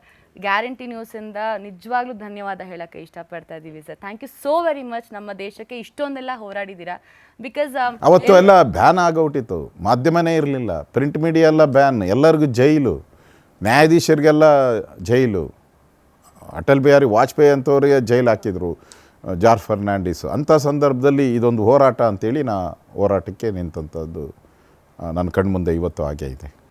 ಸರ್ 1955 ನೀವು BJP ಘಟಕದ ಅಧ್ಯಕ್ಷರಾಗಿದ್ದೀರಿ. ಆವಾಗ ಯಾರ್ಯಾರು MLCಗಳಿದ್ರು, MLAಗಳಿದ್ರು, ಅವ್ರ ಜೊತೆ ನಿಮ್ಮ ಒಡನಾಟ ಹೇಗಿತ್ತು ಅಂತ ಮೆಲುಕು ಹಾಕ್ಬೋದಾ? ಫಸ್ಟ್ ಟೈಮ್ ನಾನು ಅದಾದಮೇಲೆ ನಾನು RSS ಬೇಡ ಅಂತ ಒಂದು ವರ್ಷ ಇದ್ದೆ. ಹಾಗೆ ಆಮೇಲೆ ಅಲ್ಲಿಂದ ಒಂದು ಸರಿ ಅನಂತಕುಮಾರು, ರಾಮಚಂದ್ರಗೌಡರು ನಮ್ಮ ಮನೆಗೆ ಬಂದರು. ನೀನು ಇಲ್ಲಪ್ಪ ಆ್ಯಕ್ಟಿವ್ ಆಗಬೇಕು ಅಂತ. ಒಂದು ಸರಿ ಜೈಲಿಗೆ ಕಳಿಸಿದ್ದೀರಾ, ಇನ್ನೊಂದು ಸರಿ ಬಂದರೆ ಇನ್ನೊಂದು ಸರಿ ಜೈಲಿಗೆ ಕಳಿಸ್ತೇನೆ, ನಾನು ಬರಲ್ಲ ಅಂತ ಕೂತೆ. ಇಲ್ಲ ಕೂತ್ಕೊತೀನಿ ಅಂದರು. ಕೂತ್ಕೊಳಕ್ಕೂ ನಾನು ಅವಕಾಶ ಕೊಡಲ್ಲ, ಮನೆಯೊಳಗೆ ಹೆಜ್ಜೆ ಇಡಬೇಡ್ರಿ ಅಂತ ಹೇಳ್ಬಿಟ್ಟು ಮನೆಯಿಂದ ಆಚೆ ಕಳಿಸ್ಬಿಟ್ಟೆ ಅವರೊಬ್ಬರು. ಆಮೇಲೆ ಒಂದು ಸರಿ ನಾನು ಸ್ಕೂಟ್ರಲ್ಲಿ ಪೆಟ್ರೋಲ್ ಬಂಕ್ ಹೋಗಿ ಪೆಟ್ರೋಲ್ ಹಾಕ್ಸ್ತಾಯಿದ್ದೆ. ಅಲ್ಲಿ ನಮ್ಮ RSS ಚೀಫ್ ಇದ್ದರು, ಕೈಲಾಶ್ ಅಂತೇಳಿ. ಅವ್ರು ಹಿಡ್ಕೊಂಡ್ರು ಅಲ್ಲಿಂದ. ಇವತ್ತು ನೀನು ಬರಲೇಬೇಕು, ಇವತ್ತು ಪೋಸ್ಟ್ ಅನೌನ್ಸ್ ಮಾಡ್ತಾಯಿದ್ದೀರಿ ಬೆಂಗಳೂರ್ದು, ನೀನು ಬರಬೇಕಂತ. ಇಲ್ಲ ನಾನು ಬರಲ್ಲ ಅಂದೆ. ಬಿಡ್ದಿರ ಅಲ್ಲೇ ಇದನ್ನು ನನ್ನ ಮೋಟ್ರ್ ಬೈಕನ್ನು ಸ್ಟ್ಯಾಂಡ್ ಹಾಕ್ಸಿ ಅವ್ರ ಕಾರಲ್ಲಿ ಕೂತಿಸ್ಕೊಂಡು ದೊಡ್ಡಬಳ್ಳಾಪುರ ಕರ್ಕೊಂಡೋಗಿ, ನೀವು ಹೇಳಿದ್ರಲ್ಲ ಅಧ್ಯಕ್ಷರು ನನಗೆ ಅವತ್ತು ಜನರಲ್ ಸೆಕ್ರೆಟರಿಯಾಗಿ ಘೋಷಣೆಯನ್ನು ಮಾಡಿದ್ರು. ಅವತ್ತಿಂದ ಮತ್ತೆ ನಂದು ಪೊಲಿಟಿಕಲ್ ಜರ್ನಿ ಅದೇ 1995 ಬೆಂಗಳೂರು ಅಧ್ಯಕ್ಷನಾದೆ. ಆ ಸಂದರ್ಭದಲ್ಲಿ 4 ಜನ MLA ಇದ್ದರು, ಒಂದು 6-7 ಜನ ಕಾರ್ಪೊರೇಟರ್ಗಳಿದ್ದರು, ಅಷ್ಟೇ ನಾನು ಅಧ್ಯಕ್ಷ ಆದಾಗ. ಸೊ ಆ ಟೈಮಲ್ಲಿ ನನಗೆ BJP ಮೊದಲನೇ ಬಾರಿಗೆ ಒಂದು ಅವಕಾಶ ನನಗೆ ಬೆಂಗಳೂರು ಅಧ್ಯಕ್ಷ ಆಗುವಂಥದ್ದು. ಯಾಕಂದರೆ ಅದು ಒಂದು ಪ್ರೆಸ್ಟೀಜಿಯಸ್ ಪದವಿ ಅದು ಬೆಂಗಳೂರಲ್ಲಿ. ಸೊ ಆ ಅವಕಾಶವನ್ನು BJP ನನಗೆ ಕೊಟ್ಟಿದೆ. ಹೆಮ್ಮೆ ಇದೆ ಅದು ನನಗೆ ಸಿಕ್ಕಿರೋಂಥ. ಸರ್, ಈ ಒಂದು ಸಂದರ್ಭದಲ್ಲಿ ನಾನು ಕೂಡ ಒಂದು ಚಿಕ್ಕದು ನೆನಪನ್ನು ಮೆಲ್ಗೆ ಹಾಕೋಕ್ಕೆ ಟ್ರೈ ಮಾಡ್ತೀನಿ. ನೀವು ಕೈಲಾಸ್ ಅಂತ ಹೇಳಿದ್ರಿ, ಅವರು ನನ್ನ ಚಿಕ್ಕ ತಾತ ಆಗಬೇಕು, ಸ್ವಂತ ತಾತ ಆಗಬೇಕು. ಸೊ ಖುಷಿ ಇದೆ, ಅಂಥ ಒಂದು ಮಹಾನ್ ಚೇತನ ನನ್ನ ತಾತ ಆಗಿದ್ರು. ಅವರು he was such an inspiration. ಅವ್ರ ಹೋರಾಟ, ಅವರ ಒಂದು ದೇಶ ಸೇವೆ, ನಿಮ್ಮಂಥವ್ರಿಗೆಲ್ಲ ಮಾರ್ಗದರ್ಶಕರಾಗಿದ್ದು ನಿಜವಾಗ್ಲೂ ನಾನು ಪುಣ್ಯ ಮಾಡಿದ್ದೆ ಅಂತ ಹೇಳ್ತಾ ಇದ್ದೀನಿ sir. Thank you so much. So 1997 1977 ನೀವು ಉತ್ತರಹಳ್ಳಿ ವಿಧಾನಸಭಾ ಕ್ಷೇತ್ರಕ್ಕೆ ಟಿಕೆಟ್ ಪಡೆದಿದ್ದು ಹೇಗೆ ಸರ್? 1997 ನನಗೆ 1994 ಟಿಕೆಟ್ ಅನೌನ್ಸ್ ಮಾಡಿದರು ನನಗೆ. ಅವಾಗ ಅನಂತಕುಮಾರು, ಯಡಿಯೂರಪ್ಪ ಅವರು ಪಾರ್ಟಿಯ ಮುನ್ನಡೆಸ್ತಾಯಿದ್ರು. ಆ ಸಂದರ್ಭದಲ್ಲಿ ನನಗೆ 2 ವರ್ಷ ಮುಂಚೆನೇ ನೀನೇ MLA, ಉತ್ತರಹಳ್ಳಿ MLAಗೆ ಕಂಟೆಸ್ಟ್ ಮಾಡಬೇಕು ಅಂತ ಮೊದಲೇ ಹೇಳಿದರು. ಸೊ ನಾನು ಓಡಾಡ್ತಾ ಇದ್ದೆ. ನಾನು ನ್ಯಾಚುರಲಾಗಿ ಡಿಸ್ಟ್ರಿಕ್ಟ್ ಜನರಲ್ ಸೆಕ್ರೆಟರಿ ಇದ್ದೆ ನಾನು ಇದರಲ್ಲಿ ಇಡೀ ಬೆಂಗಳೂರಿಗೆ. ಅದಾದಮೇಲೆ ನಮಗೆ ಬೇರೆ ಜನತಾದಳದಿಂದ ಶ್ರೀನಿವಾಸ್ ಅಂತ ಇದ್ದರು. ಅವರು ಸಡನ್ನಾಗಿ ಎಲೆಕ್ಷನ್ ಇರೋವಾಗ 1 ತಿಂಗಳು ಮುಂಚೆ ನಮ್ಮ ಪಾರ್ಟಿಗೆ ಜಾಯ್ನ್ ಆಗೋಕ್ಕೆ ಬಂದುಬಿಟ್ರು. ಸೊ ಅವ್ರು ಜಾಯ್ನ್ ಆದ ತಕ್ಷಣವೇ ನನಗೆ ಟಿಕೆಟನ್ನು ನಿರಾಕರಿಸಿದ್ರು. ಅವಾಗ ಗಲಾಟೆ ಆಯಿತು, ಹೋರಾಟ ಎಲ್ಲ ಪೊಲಿಟಿಕಲ್ ಏನೇನು ಆಗಬೇಕೋ ಆಯಿತು. ಅದಾದಮೇಲೆ ನಾನು ಎಲೆಕ್ಷನಲ್ಲಿ ಕೆಲಸ ಮಾಡಿದೆ, ಅವ್ರು ಗೆದ್ದರು. 97ನೇ ಇಸ್ವಿಯಲ್ಲಿ ಬೈ ಎಲೆಕ್ಷನ್ ಅದು. ಅವರು ಪಾರ್ಲಿಮೆಂಟ್ಗೆ ಹೋದರು. ಪಾರ್ಲಿಮೆಂಟ್ಗೆ ಹೋದ ತಕ್ಷಣ ನನಗೆ ಅಲ್ಲಿ MLA ಎಲೆಕ್ಷನ್ಗೆ ಕಂಟೆಸ್ಟ್ ಮಾಡೋವಂಥ ಅವಕಾಶವನ್ನು ನಮ್ಮ ಪಾರ್ಟಿ ಅವತ್ತು ಕೊಟ್ಟರು. ಅನಂತಕುಮಾರ್ ಅವರು, ಯಡಿಯೂರಪ್ಪನವರು ಅವಕಾಶ ಮಾಡಿಕೊಟ್ರು. ಸೊ ಫಸ್ಟ್ ಎಲೆಕ್ಷನ್ನು ನಾನು 97 ನನ್ನ ಎದುರುಗಡೆ ಕಂಟೆಸ್ಟ್ ಮಾಡಿದ್ದು. ಅವಾಗ ಮಾಜಿ ಮಂತ್ರಿಗಳು ಎಸ್ ರಮೇಶ್ ಅಂತೇಳಿ, ದೊಡ್ಡ ಹೆಸರು, ಸ್ಲಮ್ ರಮೇಶ್ ಅಂತ ಹೇಳಿ ಅವ್ರಿಗೆ ದೊಡ್ಡ ಇದು. ಮತ್ತು ನನ್ನ ಉತ್ತರಹಳ್ಳಿ ಕ್ಷೇತ್ರ ಭಾಳ ದೊಡ್ಡದು, ಸುಮಾರು 12-13 ಲಕ್ಷ ಓಟು ಇದ್ದಂಥ ಕ್ಷೇತ್ರ ಅದು, ಪಾರ್ಲಿಮೆಂಟ್ಗಿಂತ ದೊಡ್ಡ ಕ್ಷೇತ್ರ ಅದು. ಸೊ ಮೊದಲನೇ ಬಾರಿ ನನಗೆ ಪಾರ್ಟಿ ಸ್ಪರ್ಧೆ ಮಾಡೋವಂಥ ಅವಕಾಶ 97ನಲ್ಲಿ ಕೊಟ್ಟರು ನನಗೆ. ಓಕೆ, ಒಬ್ಬರು ನಿಮಗೆ ಒಂದು ಮಾತು ಹೇಳ್ತಾರೆ, ಖಂಡಿತ ಹೌದು, ಫಸ್ಟ್ ಎಲ್ಲ ಅವಮಾನನ ಮೆಟ್ಟಿ ನಿಂತನೇ ಸನ್ಮಾನ ಅಂತ ಒಂದು ಮಾತಿದೆ. ನಿಮ್ಗೆ ಯಾರೋ ಒಬ್ಬರು ಪ್ರಭಾವಿ ವ್ಯಕ್ತಿಗಳು ಹೇಳ್ತಾರೆ, ನಿಮ್ಗೆಲ್ಲೆಲ್ಲ ಹೋಗೋ ಅಂತ ಒಂದು ಮಾತನ್ನ ಹೇಳ್ತಾರೆ. ಅದನ್ನು ನೀವು ಹೇಗೆ ರಿಸೀವ್ ಮಾಡ್ಕೊಂಡ್ರಿ ಸರ್? ಇಲ್ಲ ನೋಡಿ, ಆ ಸಂದರ್ಭ ಆಗಿತ್ತು. ನಾವೇನು ಒಳ್ಳೆ ಪಾಪ್ಯುಲರ್ ಪಾರ್ಟಿ ಅಲ್ಲ. ಅವತ್ತು ಫಸ್ಟ್ ಪ್ಲೇಸಲ್ಲಿ ಇದ್ದದ್ದು ಜನತಾದಳ, JH ಪಟೇಲ್ ಅವರು ಮುಖ್ಯಮಂತ್ರಿ ಆಗಿದ್ದರು. ಸೆಕೆಂಡ್ ಪ್ಲೇಸಲ್ಲಿ ಕಾಂಗ್ರೆಸ್ಸು, ಥರ್ಡ್ ಪ್ಲೇಸಲ್ಲಿ BJP ಇದ್ದಿದ್ದು ನಾವು. ಸೊ ನಾವು ಚುನಾವಣೆ ಆದಮೇಲೆ ನಾನು ಯಡಿಯೂರಪ್ಪನವ್ರ ಮನೆಗೆ ಹೋದೆ. ಅವರು ಎಷ್ಟು ಪರ್ಸೆಂಟೇಜ್ ವೋಟ್ ಆಯಿತು ಅಂದರು. 28% ಆಗಿದೆ ಅಂದರು. ಅಂದರೆ ಇನ್ನು ಲೆಕ್ಕ ಹಾಕ್ಕೊಳ್ಳಿ, 72 ಆಲ್ಮೋಸ್ಟ್ ಆಲ್ 78% ಜನ ವೋಟೇ ಮಾಡಿಲ್ಲ. ನೀನು ಅವ್ರ ಪ್ರೀತಿಯಿಂದ ನೀನು ಗೆಲ್ಲಲು ಹೋಗೋ ಅಂತಂದ್ರು, ಪ್ರೀತಿಯಿಂದ. ಯಾಕಂದರೆ ಟಿಕೆಟ್ ಕೊಡೋವಾಗ ಯಡಿಯೂರಪ್ಪ, ಅನಂತಕುಮಾರ್ ಅವರೇ ಕೊಟ್ಟಿದ್ದು. ನಾರ್ಮಲಿ 50% ದಾಟಿದ್ರೇ ಅಪೋಸಿಷನ್ಗೆ ಅವಕಾಶ ಇರೋದು ಅಂತ ಹೇಳಿದ್ರು. ಸೊ ಅದಾದಮೇಲೆ ಮತ್ತೆ ಕೌಂಟಿಂಗಲ್ಲಿ ನಾನು ಫಸ್ಟ್ ರೌಂಡಲ್ಲೇ ಲೀಡ್ ಬರೋಕ್ಕೆ ಶುರು ಆಯಿತು. ಸೆಕೆಂಡು ಆಗ ಯಡಿಯೂರಪ್ಪನವರೇ ನಮ್ಮ ಶ್ರೀಮತಿಯವ್ರನ್ನೆಲ್ಲ ಕರೆದೆ, ದೀಪ ಹಂಚಮ್ಮ, ಮನೆಗೆ ಹೋಗಿ ದೀಪ ಅಂಟಿಸು, ನಿಮ್ಮ ಯಜಮಾನರು ಗೆಲ್ತಾ ಇದ್ದಾರೆ, ದೀಪ ಅಂಟಿಸು ಹೋಗಿ ಮನೆಯಲ್ಲಿ ಅಂತೇಳಿ ಫೋನ್ ಮಾಡಿ ಹೇಳಿದಂಥದ್ದು ಕೂಡ ಇದೆ. ಅದರಿಂದ ನೋಡಿ, ರಾಜಕೀಯದಲ್ಲಿ ಒಂದು ಜನರ ಆಶೀರ್ವಾದ, ಭಗವಂತನ ಆಶೀರ್ವಾದ ಇದ್ದರೆ ಏನು ಬೇಕಾದರೂ ಆಗುತ್ತೆ. ನಿಮ್ಮ ಪ್ರಯತ್ನ ಸರ್ ನ್ಯಾಚುರಲ್ ಅಲ್ಲ. ಅವಾಗ ನಾನೇನೂ ಅಲ್ಲ, ಜಸ್ಟ್ ಅಶೋಕ ಅಷ್ಟೇ. ಇವತ್ತು ನಾನು ಏನೇನೋ ಇರ್ಬೋದು, ನನ್ನ ಹಿಂದೆ ಬ್ಯಾಕ್ಗ್ರೌಂಡ್, ನನ್ನ ಹಿಂದೆ ಭಾಳ ಇದೆ. ಡೆಪ್ಟಿ CM ಇದೆ, ಹೋಮ್ ಮಿನಿಸ್ಟ್ರ್ ಇದೆ, ಟ್ರಾನ್ಸ್ಪೋರ್ಟ್, ಏನೇನು ಬೇಕಾದಷ್ಟಿದೆ ನನ್ನಿದೆ. ಆದರೆ BJP ಕಾರ್ಯಕರ್ತ ಅನ್ನೋದು ಒಂದೇ ಅವತ್ತು ನನ್ನ ಜೊತೆ ಇದ್ದಿದ್ದು. ಆ BJP ಕಾರ್ಯಕರ್ತ ಅಂತೇಳಿ ನನ್ನನ್ನು ಕ್ಷೇತ್ರದ ನಮ್ಮ ಕಾರ್ಯಕರ್ತರು, ನಮ್ಮ ಜನ ಗೆಲ್ಲಿಸಿದ್ದಾರೆ. ಅದಕ್ಕೆ ನಾನು ಅವರ ಋಣವನ್ನು ತೀರ್ಸೋಕ್ಕೆ ಸಾಧ್ಯನೇ ಇಲ್ಲ, ಯಾವುದೇ ಕಾರಣಕ್ಕೂ ಸಾಧ್ಯ ಇಲ್ಲ. ತುಂಬ ಪ್ರೀತಿವಾದ ಮಾತು ಸರ್. 2006ರಲ್ಲಿ BJP ಅವರು ನಿಮಗೆ DCM ಅಂತ ಒಂದು ಪಟ್ಟ ಕಟ್ತಾರೆ. ಅದು ನಿಮಗೆ ಹೇಗೆ ರಿಸೀವಿಂಗ್ ಆಗಿತ್ತು, ಮತ್ತು ಅದೆಷ್ಟು ನಿಮಗೆ ಜವಾಬ್ದಾರಿನ ಏನೂ ಇಲ್ದಿರೋ ಅಂತ, ಅದೇ ಒಬ್ಬ ರೈತ ಮಗ ಆರ್ ಅಶೋಕ್, ಅಥವಾ ನನಗೆ RSS ಬೇಡ ಅಂತ ಮನೇಲೇ ಕೂತಂತ R Ashok, DCM R Ashok ಆಗಿ ಓತ್ ತೊಗೊಳ್ತಿರೋ ಟೈಮಲ್ಲಿ ಆ ಒಂದು ಸಂದರ್ಭ ಹೇಗಿತ್ತು ಸರ್? ಇಲ್ಲ, 2006ರಲ್ಲಿ ನಾನು ಆರೋಗ್ಯ ಸಚಿವರಾಗಿದೆ, ಹೆಲ್ತ್ ಮಿನಿಸ್ಟರ್ ಆಗಿದ್ದೆ 2000. ಅದಾದಮೇಲೆ 2011ರಲ್ಲಿ ನಾನು DCM ಆಗಿದ್ದೆ. ಆವಾಗ 2011ರಲ್ಲಿ ನಾನು ಉಪಮುಖ್ಯಮಂತ್ರಿಯಾಗಿ, home minister, transport minister, Bengaluru in-charge, Mandya in-charge, ಇಷ್ಟು ಪದವಿಯನ್ನು ನನಗೆ ನಮ್ಮ ಪಾರ್ಟಿ ನನಗೆ ಕೊಟ್ಟಿತ್ತು. ಅಂದರೆ ನಿಮಗೆ ಪಾರ್ಟಿ BJP ಅನ್ನೋದೇ ಹಾಗೆ, ನಮ್ಮ ಪಾರ್ಟಿಯಲ್ಲಿ BJP ಅನ್ನೋದೇ ಹಾಗೆ, ಹೊಸತನವನ್ನು ಬೆಳೆಸಬೇಕು, ಹೊಸ ಯುವಕರಿಗೆ ಅವಕಾಶ ಮಾಡಿಕೊಡ್ಬೇಕು. ಆ ರೀತಿ ಭಾವನೆಯಿಂದ ನನಗೆ ಒಂದು ಅವಕಾಶವನ್ನು ನಮ್ಮ ಪಾರ್ಟಿ ನನಗೆ ಅವಕಾಶ ಕೊಟ್ಟಿತ್ತು. ಸೊ ಅದರಿಂದ ನಾನು ಪಾರ್ಟಿಗೆ ಗ್ರೇಟ್ಫುಲ್ ಆಗಿದ್ದೀನಿ. ಪಾರ್ಟಿನೇ ನಮ್ಮ ತಾಯಿ ಥರ ನಾವು ನೋಡ್ತಾ ಇದ್ದೀರಿ. ಸೊ ಇವೆಲ್ಲನೂ ಕೂಡ, ಇದೆಲ್ಲದರ ಹಿಂದೆ ಒಂದು ದೊಡ್ಡ ಹೋರಾಟ ಇದೆ. ಕಾರ್ಯಕರ್ತನಾಗಿ ಹೋರಾಟಗಳು ಮಾಡಿದ್ದೀನಿ. ಬೆಂಗಳೂರಲ್ಲಂತೂ ಸಾವಿರಾರು ಧರಣಿ ಪ್ರತಿಭಟನೆಗಳನ್ನು ಮಾಡಿದ್ದೀನಿ ನಾನು. ಹಾಗೇ ಏನು ಬಂದಿಲ್ಲ ನಾನು. ಯಾರೋ ನಮ್ಮಪ್ಪ ಮುಖ್ಯಮಂತ್ರಿ ಇದ್ದಾರೆ, ನಮ್ಮಪ್ಪ ಸೆಂಟ್ರಲ್ ಮಿನಿಸ್ಟ್ರ್ ಇದ್ದಾರೆ, ನಮ್ಮ ಚಿಕ್ಕಪ್ಪ ಪಾರ್ಲಿಮೆಂಟ್ ಮೆಂಬರ್ ಇದ್ದಾರೆ, ನಮ್ಮ ಅಣ್ಣ ಇದ್ದಾರೆ, ಯಾರೂ ಇಲ್ಲ ನನಗೆ. ನಮ್ಮ ಮನೆಯಲ್ಲಿ ನಮ್ಮ ಗ್ರಾಮ ಪಂಚಾಯತಿ ಮೆಂಬರು ಇಲ್ಲ. ನನಗೆ ಮೊದಲ ಭಾಳ ಆಸೆ ಇದ್ದಿದ್ದು, ನನ್ನ ಹಳ್ಳಿಯಲ್ಲ, ನಮ್ಮ ಹಳ್ಳಿಯಲ್ಲಿ ನಮ್ಮ ಚೇರ್ಮನ್ ಒಬ್ಬರು ಇದ್ದು ಭಾಳ ಕಿರುಕುಳ ಕೊಡೋರು ನಮ್ಮ BJP ಅವ್ರಿಗೆಲ್ಲ. ನನಗೆ ಏನಾನ ಮಾಡಿ ನಮ್ಮೂರಿಗೆ ಒಂದು ಗ್ರಾಮ ಪಂಚಾಯತಿ ಮೆಂಬರ್ ಆಗಬೇಕು, ಈ ಊರಿಗೆ ಚೇರ್ಮನ್ ಆಗಬೇಕು, ಅಷ್ಟೇ ನನ್ನ ಕನಸಿದ್ದಿದ್ದು. ನನ್ನ ಕನಸೇ ಅಷ್ಟು. ಗ್ರಾಮ ಪಂಚಾಯತಿ ಅಧ್ಯಕ್ಷನೇ ನನ್ನ ಕನಸು. ಇವತ್ತವರೆಗೂ ಅದು ನೆರವೇರಲಿಲ್ಲ. ಅದೇ ನನಗೆ ನೋವು. ಇವತ್ತವರೆಗೂ ಆಗಲೇ ಇಲ್ಲ. ನಾನು ಆ ಕನಸು ನೆರವೇರಲಿಲ್ಲ. ಎಲ್ಲ ಆಗಿದ್ದೀನಿ ಇವತ್ತು.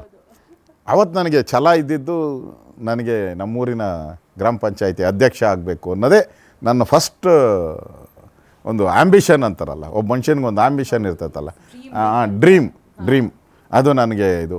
ಆಮೇಲೆ ಒಂದು motor bike, SD motor bike, ಅವಾಗೆಲ್ಲ ಫೇಮಸ್ಸು ಜಾವಾ ಮೋಟ್ರ್ ಬೈಕ್, ಆ ಮೋಟ್ರ್ ಬೈಕ್ ಇವೆರಡೇ ಇದ್ದಿದ್ದು. ಎರಡೂ ಇರಲಿಲ್ಲ. ನಾನು ಜಾವಾ ಮೋಟ್ರ್ ಬೈಕು ಸಿಗಲಿಲ್ಲ, ಅದು ಕಂಪ್ನಿನೇ ಮುಚ್ಚೋಯ್ತು. ಈಗ ಚೇರ್ಮನ್ ಅನ್ನೋ ಪದವಿನೇ ಇಲ್ಲ, ಅದು ಮುಚ್ಚೋಯ್ತು. ಗ್ರಾಮ ಪಂಚಾಯತಿ ಅಧ್ಯಕ್ಷ ಎರಡೂ ಆಗಲಿಲ್ಲ. ಬೇರೆ ಎಲ್ಲ ಆಗಿದೆ. ಬೇರೆ ಎಲ್ಲ ಭಗವಂತ, ಪಾರ್ಟಿ ನನಗೆ ಅವಕಾಶ, ಜನ ನನಗೆ ಅವಕಾಶ ಕೊಟ್ಟಿದ್ದಾರೆ. ಆದರೆ ನನ್ನ ಕನಸಿದ್ದಿದ್ದು ಅವೆರಡೂ ಸಾಧನೆ ಆಗಲೇ ಇಲ್ಲ. ಸರ್, ನಿಜವಾಗ್ಲೂ ಇನ್ನಷ್ಟು ನಿಮ್ಮ ಸಾಧನೆಗಳು ಹೀಗೆ ಹೋಗ್ತಾ ಇರಲಿ. ನಮ್ಮಂಥ ಎಲ್ಲ ಯುವಕರಿಗೂ ಕೂಡ ನೀವು ಮಾರ್ಗದರ್ಶಕರಾಗಿದ್ದೀರಾ. ನಿಜವಾಗ್ಲೂ ಒಂದು ರೋಲ್ ಮಾಡೆಲ್ ಅಂದರೆ ತಪ್ಪಾಗಲ್ಲ ಸರ್. ಸೊ ಈಗ ನಮಗೂ ಒಂದು ಕ್ಯೂರಿಯಾಸಿಟಿ ಇರುತ್ತೆ. ಸಿನಿಮಾ ಇಂಡಸ್ಟ್ರಿಯಿಂದ ಬಂದ ಮೇಲೆ ನಮಗೂ ಈ ಪೊಲಿಟಿಷಿಯನ್ ಯಾವಾಗಲೂ ಟೆನ್ಷನಲ್ಲಿ ಇರ್ತಾರೆ. ಅವ್ರಿಗೆ ಆ ಒಂದು ಪ್ರೆಷರ್ ಇರುತ್ತೆ, ಈ ಒಂದು ಮೀಟಿಂಗ್ ಹೋಗಬೇಕಾಗತ್ತೆ, ಜೊತೆಗೆ ಜನ ಜೊತೆ ಮಿಂಗಲ್ ಆಗಬೇಕಾಗತ್ತೆ. ಅವ್ರ ಸಮಸ್ಯೆಗೆ 10 ಜನ ಈ ದೇವ್ರ ಹತ್ರ ನಾವು ಹೋಗ್ಬಿಟ್ಟೆಲ್ಲ ಅರ್ಜಿ ಹಾಕಲ್ಲ, ನನಗೆ ಅದು ಕೊಡ್ಸಪ್ಪ, ಇದು ಮಾಡಪ್ಪ ಅಂತ. ಅದೇ ರೂಪದಲ್ಲಿ ನಮಗೆ ರಾಜಕಾರಣಿಗಳು ಸಿಗ್ತಾರೆ. ಸೊ ನಿಮಗೆ ಸಿನಿಮಾ ನೋಡೋಕ್ಕೆ ಟೈಮ್ ಸಿಗುತ್ತಾ ಸರ್? ನಾನು ಡಾಕ್ಟರ್ ರಾಜ್ಕುಮಾರ್ ಅವ್ರ ಪಿಕ್ಚರ್ಗೆ ಫಸ್ಟ್ ಶೋಗೆ ಹೋಗ್ತಾ ಇದ್ದೆ ನಾನು. ಗೀತಾಂಜಲಿ ಥಿಯೇಟ್ರು ಗೊತ್ತಿದೆಯಾ? ಮಲ್ಲೇಶ್ವರದಲ್ಲಿ ಗೀತಾಂಜಲಿ ಥಿಯೇಟ್ರು. ಫಸ್ಟು ಹೋಗಿ ನುಗ್ಗಿ, ಬ್ಲ್ಯಾಕಲ್ಲ, ನುಗ್ಗಿ ನಿಂತ್ಕೊಂಡು ಕ್ಯೂನಲ್ಲಿ ಟಿಕೆಟ್ ತಗೊತಾ ಇದ್ದೆ ನಾನು. ನನಗೆ ಭಾಳ ಇಷ್ಟ. ಅದರಲ್ಲೂ ರಾಜ್ಕುಮಾರ್ ಸಿನಿಮಾ ನನಗೆ ಭಾಳ ಇಷ್ಟ ಆಗ್ತಾಯಿತ್ತು.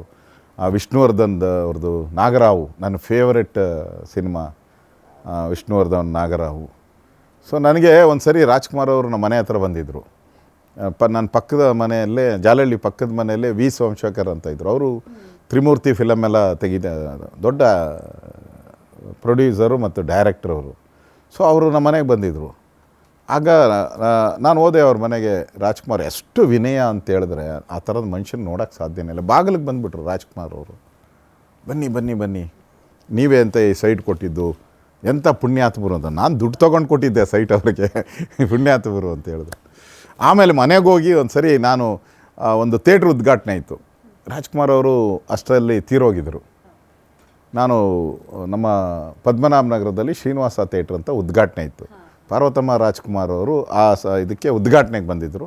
ನಾನು ಆ್ಯಸ್ ಯೂಶಲಿ ಏರಿಯಾ MLA ಆಗಿ ನಾನು ಹೋಗಿದ್ದೆ. ಅವ್ರು ಎದ್ದು ನಿಂತು ಭಾಷಣ ಮಾಡ್ತಾಯಿದ್ರು. ನಾನು ಸುಮ್ಮನೆ ಏನೋ ನೋಡ್ತಾ ಇದ್ದೆ ಅಂತ. ಅಶೋಕ್ ನಮ್ಮ ಯಜಮಾನ್ರು ಹೇಳ್ತಾಯಿದ್ರು, ಮುಂದಿನ ಸಿನಿಮಾದಲ್ಲಿ ಅಶೋಕ್ಗೆ ಒಂದು ಇನ್ಸ್ಪೆಕ್ಟರ್ ರೋಲ್ ಕೊಡಬೇಕು ನನ್ನ ಸಿನಿಮಾದಲ್ಲಿ ಅಂತ. ಅವರು ಭಾಷಣದಲ್ಲಿ ಹೇಳಿದ್ರು, ನನಗೆ ಹೇಳಲಿಲ್ಲ. ಅವ್ರು ಭಾಷಣ ಮಾಡಬೇಕಾದ್ರೆ ಹೇಳಿದ್ರು, ಡೈರೆಕ್ಟಾಗಿ ಜನಗಳಿಗೆ ಹೇಳಿದ್ರು.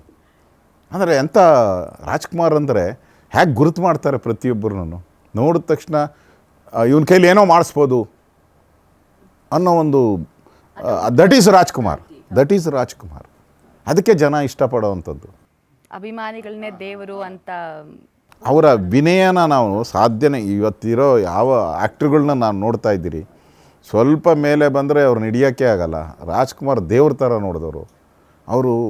ನಾನು ಬಂದಾಗೂ ಬಂದು ಡೋರ್ ಹತ್ರ ಬಂದು ರಿಸೀವ್ ಮಾಡ್ತಾರೆ ಅಂದರೆ ಅವರು ದೇವತಾ ಮನುಷ್ಯ ಅಂತಲೇ ನಾವು ಹೇಳಬೇಕು. ಅಷ್ಟು ಆ ಥರದ ಒಂದು ಸಿನಿಮಾ ನನ್ನ ಫೇವರೇಟ್. ಇವತ್ತು ಅಷ್ಟೇ ನನಗೆ ಭಾಳ ನೋವಾದಾಗ ನಾನು ನೋಡಿ ರಾಜಕಾರಣಿಗಳು ಕೆಲವರು 24 ಗಂಟೆ ರಾಜಕಾರಣಿಗಳಿರ್ತಾರೆ. ಬೆಳಗ್ಗೆ ಎದ್ದರೆ ರಾತ್ರಿವರೆಗೂ ಬೆಳಗ್ಗೆ ಎದ್ದು ರಾಜಕಾರಣ ಹೆಂಗೆ ಮಾಡಬೇಕು ಅಂತ ನೋಡ್ತಾರೆ. ಸಾಯಂಕಾಲ ಆದ ತಕ್ಷಣ ಯಾವನ್ನ ಹೆಂಗೆ ಮುಗಿಸ್ಬೇಕು ರಾಜಕೀಯದಲ್ಲಿ, ಅವನು ಹೆಂಗೆ ಮನೆಗೆ ಕಳಿಸ್ಬೇಕು, ಇದೇ 24 ಗಂಟೆ ರಾಜಕಾರಣಿಗಳಿರ್ತಾರೆ. ನಾನು ಆ ಥರದ ರಾಜಕಾರಣಿ ಅಲ್ಲ. ನಾನು ಸಂಗೀತ ಇಷ್ಟಪಡ್ತೀನಿ. ನಾನು ದಿನಕ್ಕೆ ಮಿನಿಮಮ್ ಒಂದು ಬೆಳಗ್ಗೆ ಎದ್ದು ನಾನು ರಾಮಂದು ಒಂದು ಹಾಡಾಕ್ತೀನಿ. ನಾನು ವಾಕಿಂಗ್ ಮಾಡಬೇಕಾದ್ರೆ ರಾಮಂದು, ಆಂಜನೇಯ ಹಾಡಾಕ್ತೀನಿ. ಒಂದು 4-5 ಹಾಡು ಕೇಳ್ತೀನಿ ವಾಕ್ ಮಾಡೋವಾಗೆ ಕೇಳ್ತೀನಿ. ಅದಾದಮೇಲೆ ಸಂಜೆ ನಾನು ಮನೆಗೆ ಹೋಗ್ತೀನಿ. ಮನೆಗೆ ಹೋಗ್ಬೇಕಾದ್ರೆ ಪದ್ಮನಾಭ ನಗರದಿಂದ ಜಾಲಹಳ್ಳಿಗೆ ಹೋಗಬೇಕು. ಮನೆಗೆ ಹೋಗ್ಬೇಕಾದ್ರೆ C. ಅಶ್ವಥ್ ಅವರು. ಅವತ್ತು ಭಾಳ ನನಗೆ ಖುಷಿ, ಏನೋ ಕಾರ್ಯ ಚೆಂದ ಖುಷಿಯಾಗಿತ್ತು ಅಂತ ಹೇಳಿದ್ರೆ ಒಳ್ಳೆಯ ಹಾಡುಗಳು, ಖುಷಿ ಹಾಡುಗಳು ಕೇಳ್ತೀನಿ. ಅವತ್ತೇನೋ ಭಾಳ ಬೇಜಾರು, ಯಾರೋ ನೋವು ಮಾಡಿಬಿಟ್ಟಿದ್ದಾರೆ ಅಂತ ಹೇಳಿದ್ರೆ ಹೋಗ್ಬೇಕಾದ್ರೆ ಒಳಿತು ಮಾಡು ಮನುಷ್ಯ ನೀ ಇರೋದು 3 ದಿವಸ, ಉಸಿರು ನಿಂತ ಮೇಲೆ ನಿನ್ನ ಹೆಸರು ಹೇಳುತ್ತಾರ ಅಂತ ಈ ಥರದ ಹಾಡುಗಳು ಹಾಕ್ಕೊಂಡು ಹೋಗ್ತೀನಿ. ಒಟ್ಟಲ್ಲಿ ದಿನಕ್ಕೆ ಒಂದು 10ರಿಂದ 15 ಹಾಡುಗಳನ್ನು ಕೇಳ್ತೀನಿ. ಅದರಲ್ಲೂ ಜಾನಪದ ನನಗಿಷ್ಟ. ಜಾನಪದ ಹಾಡುಗಳನ್ನು ನಾನು ಭಾಳ ಇಷ್ಟಪಡ್ತಾಯಿದ್ದೀನಿ. ಸುಗಮ ಸಂಗೀತದ ಹಾಡುಗಳನ್ನು ಭಾಳ ಇಷ್ಟಪಡೋವಂಥದ್ದು ನಾನು. ಇವೆರಡೂ ಕೂಡ ನನಗೆ ಮಲಗಬೇಕಾದ್ರೆ ನಾನು ಯಾವುದಾದ್ರೂ ಒಂದು ಹಾಡು ಕೇಳಿಬಿಟ್ಟೆ ನಾನು ಮಲಗೋದು. ಅವತ್ತಿನ ಎಲ್ಲ ಮರಿಬೇಕಲ್ಲ, ನಾವು ಆಗಿರೋ ಘಟನೆಗಳೆಲ್ಲ ಮರಿಬೇಕು ಅಂತ ಹೇಳಿದ್ರೆ ಪೊಲಿಟಿಕಲ್ ಈವೆಂಟ್ಸು ಬೇರೆ ಹಾಡು ಕೇಳ್ಬಿಟ್ಟು ಮಲಗ್ತೀನಿ ನಾನು. ಇದು ನನ್ನ ದಿನಚರಿ. ಅದೇ ಮ್ಯೂಸಿಕ್ ಥೆರಪಿ ಅಂತ ಹೇಳಲ್ವಾ ಸರ್? ಅದಕ್ಕೆ ನೀವಾಗಲೇ ಹೇಳಿದ್ರೆ ಸಂಗೀತ ಅನ್ನೋದು ಇದೆಯಲ್ಲ, ಸಂಗೀತಕ್ಕೆ ಆ ಶಕ್ತಿ ಇದೆ. ಅದು ಕಲೆಗೆ, ಕಲಾವಿದರಿಗೆ ಅಥವಾ ಸಂಗೀತಕ್ಕೆ ಅದು ದೊಡ್ಡ ಶಕ್ತಿ. ಅದು ನೀವು ಎಲ್ಲನ ಹೋಗಿ, ನೀವು ಆಫ್ರಿಕಾದ ಕಾಡಿಗೆ ಹೋಗಿ ಅವ್ರು ಏನು ಮ್ಯೂಸಿಕ್ ಹೊಡಿತಾರೆ, ಅದರಲ್ಲಿ ಅವ್ರು ಅಟ್ರಾಕ್ಟ್ ಆಗ್ತಾರೆ, ಅದರಲ್ಲಿ ಅವರು ಎಂಟರ್ಟೈನ್ಮೆಂಟನ್ನು ಕಾಣ್ತಾರೆ. ನೀವು ಎಲ್ಲಾದರೂ ಹೋಗಿ, ಅಕ್ಷರ ಗೊತ್ತಿಲ್ಲದವನಿಗೂ ಕೂಡ ಸಂಗೀತದ ಒಂದು ಅರ್ಥ ಆಗುತ್ತೆ. ಅರ್ಥ ಆಗುವ ಭಾಷೆ ಇಡೀ ಪ್ರಪಂಚದಲ್ಲಿ ಅರ್ಥ ಆಗುವ ಭಾಷೆ ಒಂದೇ ಒಂದು. ನೀವು ಅಮೇರಿಕಾಗೆ ಹೋದ್ರೂ ಸಂಗೀತ ಕೇಳಿದ್ರೆ ಅರ್ಥ ಆಗುತ್ತೆ, ಅಲ್ಲಿ ಬೇರೆ ಅರ್ಥ ಆಗಲ್ಲ ಅವ್ರಿಗೆ. ಭಾರತಕ್ಕೆ ಬಂದರೂ ಸಂಗೀತ ಕೇಳಿದ್ರೆ ಅರ್ಥ ಆಗುತ್ತೆ. This is the greatness of sangeetha. Sir, ನಿಮಗೆ ಮೇ ಬಿ ಒಂದು 67 ವಯಸ್ಸು ಅಂತ ಹೇಳಿದ್ರೆ ತಪ್ಪಾಗಲ್ಲ. 67 ವಯಸ್ಸಲ್ಲಿ ನಮ್ಮ ಕೈಲಿ ಏನೂ ಆಗಲ್ಲ ಅಂತ ಕೂತ್ಕೊಳ್ಳೋರೆ, ತಪ್ಪ ನನಗೆ ವಯಸ್ಸಾಗೋಯ್ತಪ್ಪ ಅಂತ ಒಂಥರ ಅವ್ರಿಗೆ ಅವರೇ ಡಿಮೋಟಿವೇಟ್ ಮಾಡ್ಕೊಳ್ಳೋ ಅಂಥ ಒಂದು ಜನರೇಷನ್ಗೆ ಬಂದಿದ್ದೀವಿ. ಇಷ್ಟು ಹುಮ್ಮಸ್ಸಿಂದ, ಹುರುಪಿಂದ ನಿಮ್ಮ ಹಿಂದೆ ಒಂದು 20-30 ವರ್ಷ ಹುಡುಗರು ಕೆಲಸ ಮಾಡ್ತಿರೋ ಅವ್ರಿಗೆ ಸುಸ್ತಾಗಬೇಕು ಅನ್ನೋ, ನಿಮ್ಮ ಮಾತ್ರ ಎನರ್ಜಿ ಡೌನ್ ಆಗಲ್ಲ, ಬ್ಯಾಟ್ರಿ ಲೋ ಆಗಲ್ಲ. ಸೊ ಏನು ಸರ್ ನಿಮಗೆ, ನಿಮ್ಮ ಸೀಕ್ರೆಟ್ ಏನು, ನಿಮ್ಮ ಫಿಟ್ನೆಸ್ ಮಂತ್ರ ಏನು, ಅಥವಾ ನಿಮ್ಮ ಡಯಟ್ ಮಾಡ್ತೀರಾ, ಫುಡ್ ಹ್ಯಾಬಿಟ್ಸ್ ಹೇಗೆ ಮೇಂಟೈನ್ ಮಾಡ್ತೀರಾ ಸರ್ ನೀವು? ನೋಡಿ, ಎಲ್ಲರೂ ಹೇಳ್ತಾರೆ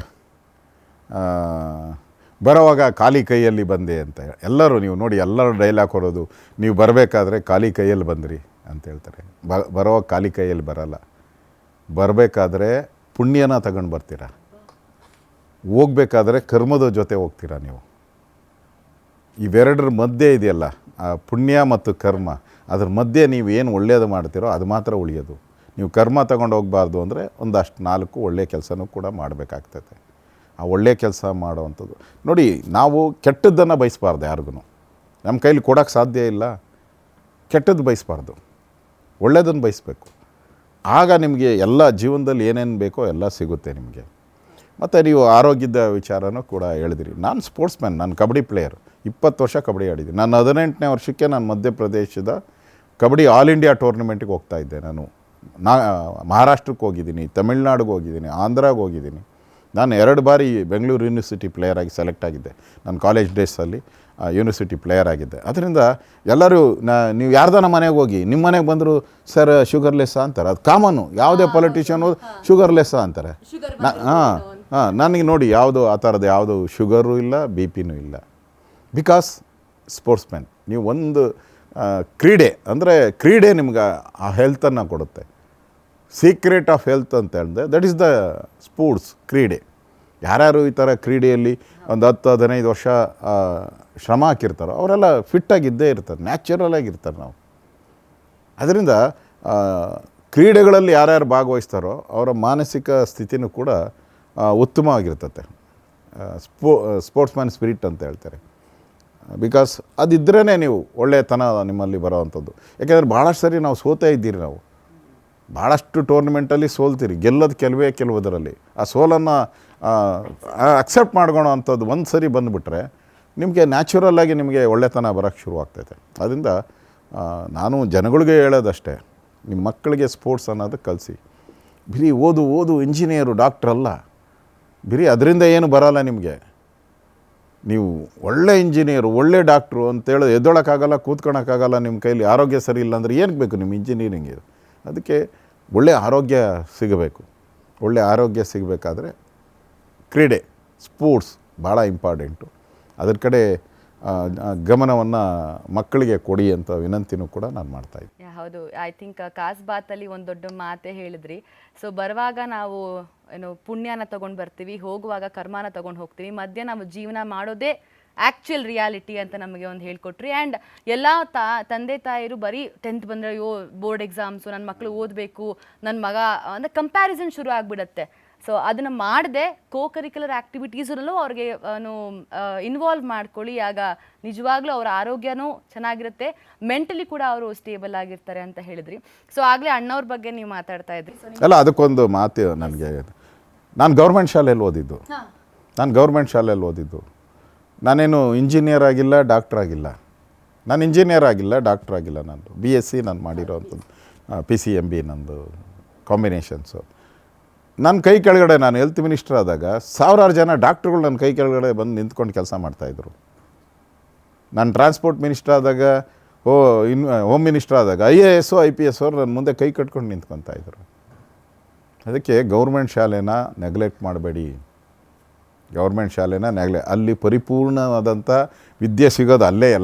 ಎಲ್ಲ ರೀತಿ ಇದು ಒಂಥರ ನಾಟಿ ಕೋಳಿ ಥರ, ಇದು ಫಾರಮ್ ಕೋಳಿ ಥರ. ಇದು ಲಿಮಿಟೆಡ್ಡಾಗೆ ಬೆಳಿತೀರಿ ನಾವು ಇಲ್ಲಿ. ಅಲ್ಲಿ ಎಲ್ಲದನ್ನು ನೋಡಿ ಬೆಳಿತೀರಿ ನಾವು. ಪ್ರತಿಯೊಂದನ್ನು ಕಷ್ಟ, ಸುಖ, ನೋವು, ನಲಿವು ಎಲ್ಲವನ್ನು ನೋಡ್ತೀರ ಅಲ್ಲಿ. ಅದರಿಂದ ಗೌರ್ಮೆಂಟ್ ಶಾಲೆಗೆ ಗೌರವ ಕೊಡಬೇಕು. ಗೌರ್ಮೆಂಟ್ ಶಾಲೆಯಲ್ಲಿ ಓದಂಥವ್ರು, ಅಬ್ದುಲ್ ಕಲಾಂ ಗೌರ್ಮೆಂಟ್ ಶಾಲೆಯಲ್ಲೇ ಓದಿರೋದು. ವಿಶ್ವೇಶ್ವರಯ್ಯನವರು ಮೊನ್ನೆ ಹೋಗಿದ್ದೆ, ಗೌರ್ಮೆಂಟ್ ಶಾಲೆಯಲ್ಲೇ ಓದಿದ್ದು ವಿಶ್ವೇಶ್ವರಯ್ಯನವರು. ಆ ಥರದ ಬುದ್ಧಿವಂತರು ಯಾರನ್ನ ತೋರಿಸಿ, ಒಬ್ಬರನ್ನ ಕರ್ನಾಟಕದಲ್ಲಿ ಇಂಜಿನಿಯರ್ನ ತೋರಿಸಿ ಆ ಥರ ಇಲ್ಲ. ಅದರಿಂದ ಸರ್ಕಾರಿ ಶಾಲೆ ಪರಿಪೂರ್ಣವಾದಂಥ ವಿದ್ಯೆಯನ್ನು ಕೊಡುವಂಥ ಕೇಂದ್ರ, ಅದನ್ನು ನೆಗ್ಲೆಕ್ಟ್ ಮಾಡಬಾರ್ದು. ಬರೀ ಕಾನ್ವೆಂಟಲ್ಲಿ ಹೋದ್ರೇ ನಾವು ಮುಂದೆ ಬರ್ತೀರಿ ಅನ್ನೋದು ಆ ಭ್ರಮೆಯನ್ನು ಬಿಡಿ. ಅದಕ್ಕೆ ಭಾಳಷ್ಟು ಉದಾಹರಣೆಗಳನ್ನು, ನನ್ನಿಂದ ಹಿಡಿದು ಭಾಳಷ್ಟು ಉದಾಹರಣೆಗಳು ನಮ್ಮ ಕಣ್ಣು ಮುಂದೆ ಇದೆ. ಸರ್, ನನ್ನ ಕಡೆಯಿಂದ ಇದು ಕ್ವಶನಲ್ಲಿ ಇರಲಿಲ್ಲ. ನಾನು ಪರ್ಸ್ನಲಿ ಈ ಮಾತು ಬಂದಾಗ ನನಗೆ ಕೇಳಬೇಕು ಅಂತ ಅನ್ನಿಸ್ತಾ ಇದೆ. ಎಷ್ಟೋ ಇವಾಗ ಎಜುಕೇಷನ್ ಆಗಲಿ, ಹೆಲ್ತ್ ಆಗಲಿ ಬಿಸ್ನೆಸ್ ಆಗಿಬಿಟ್ಟಿದೆ. ಡೊನೇಷನ್ಗಳು ಲಕ್ಷ ಇವಾಗ UKG LKG ಸೀಟ್ಗಳಿಗೆ 1 ಲಕ್ಷ 2 ಲಕ್ಷ ಆ ಥರ. ತುಂಬ ಜನ ಮಿಡಲ್ ಕ್ಲಾಸ್ಗೆ ಅದನ್ನು ಅಫೋರ್ಡ್ ಮಾಡೋಕ್ಕೆ ಶಕ್ತಿ ಇರಲ್ಲ ಸರ್.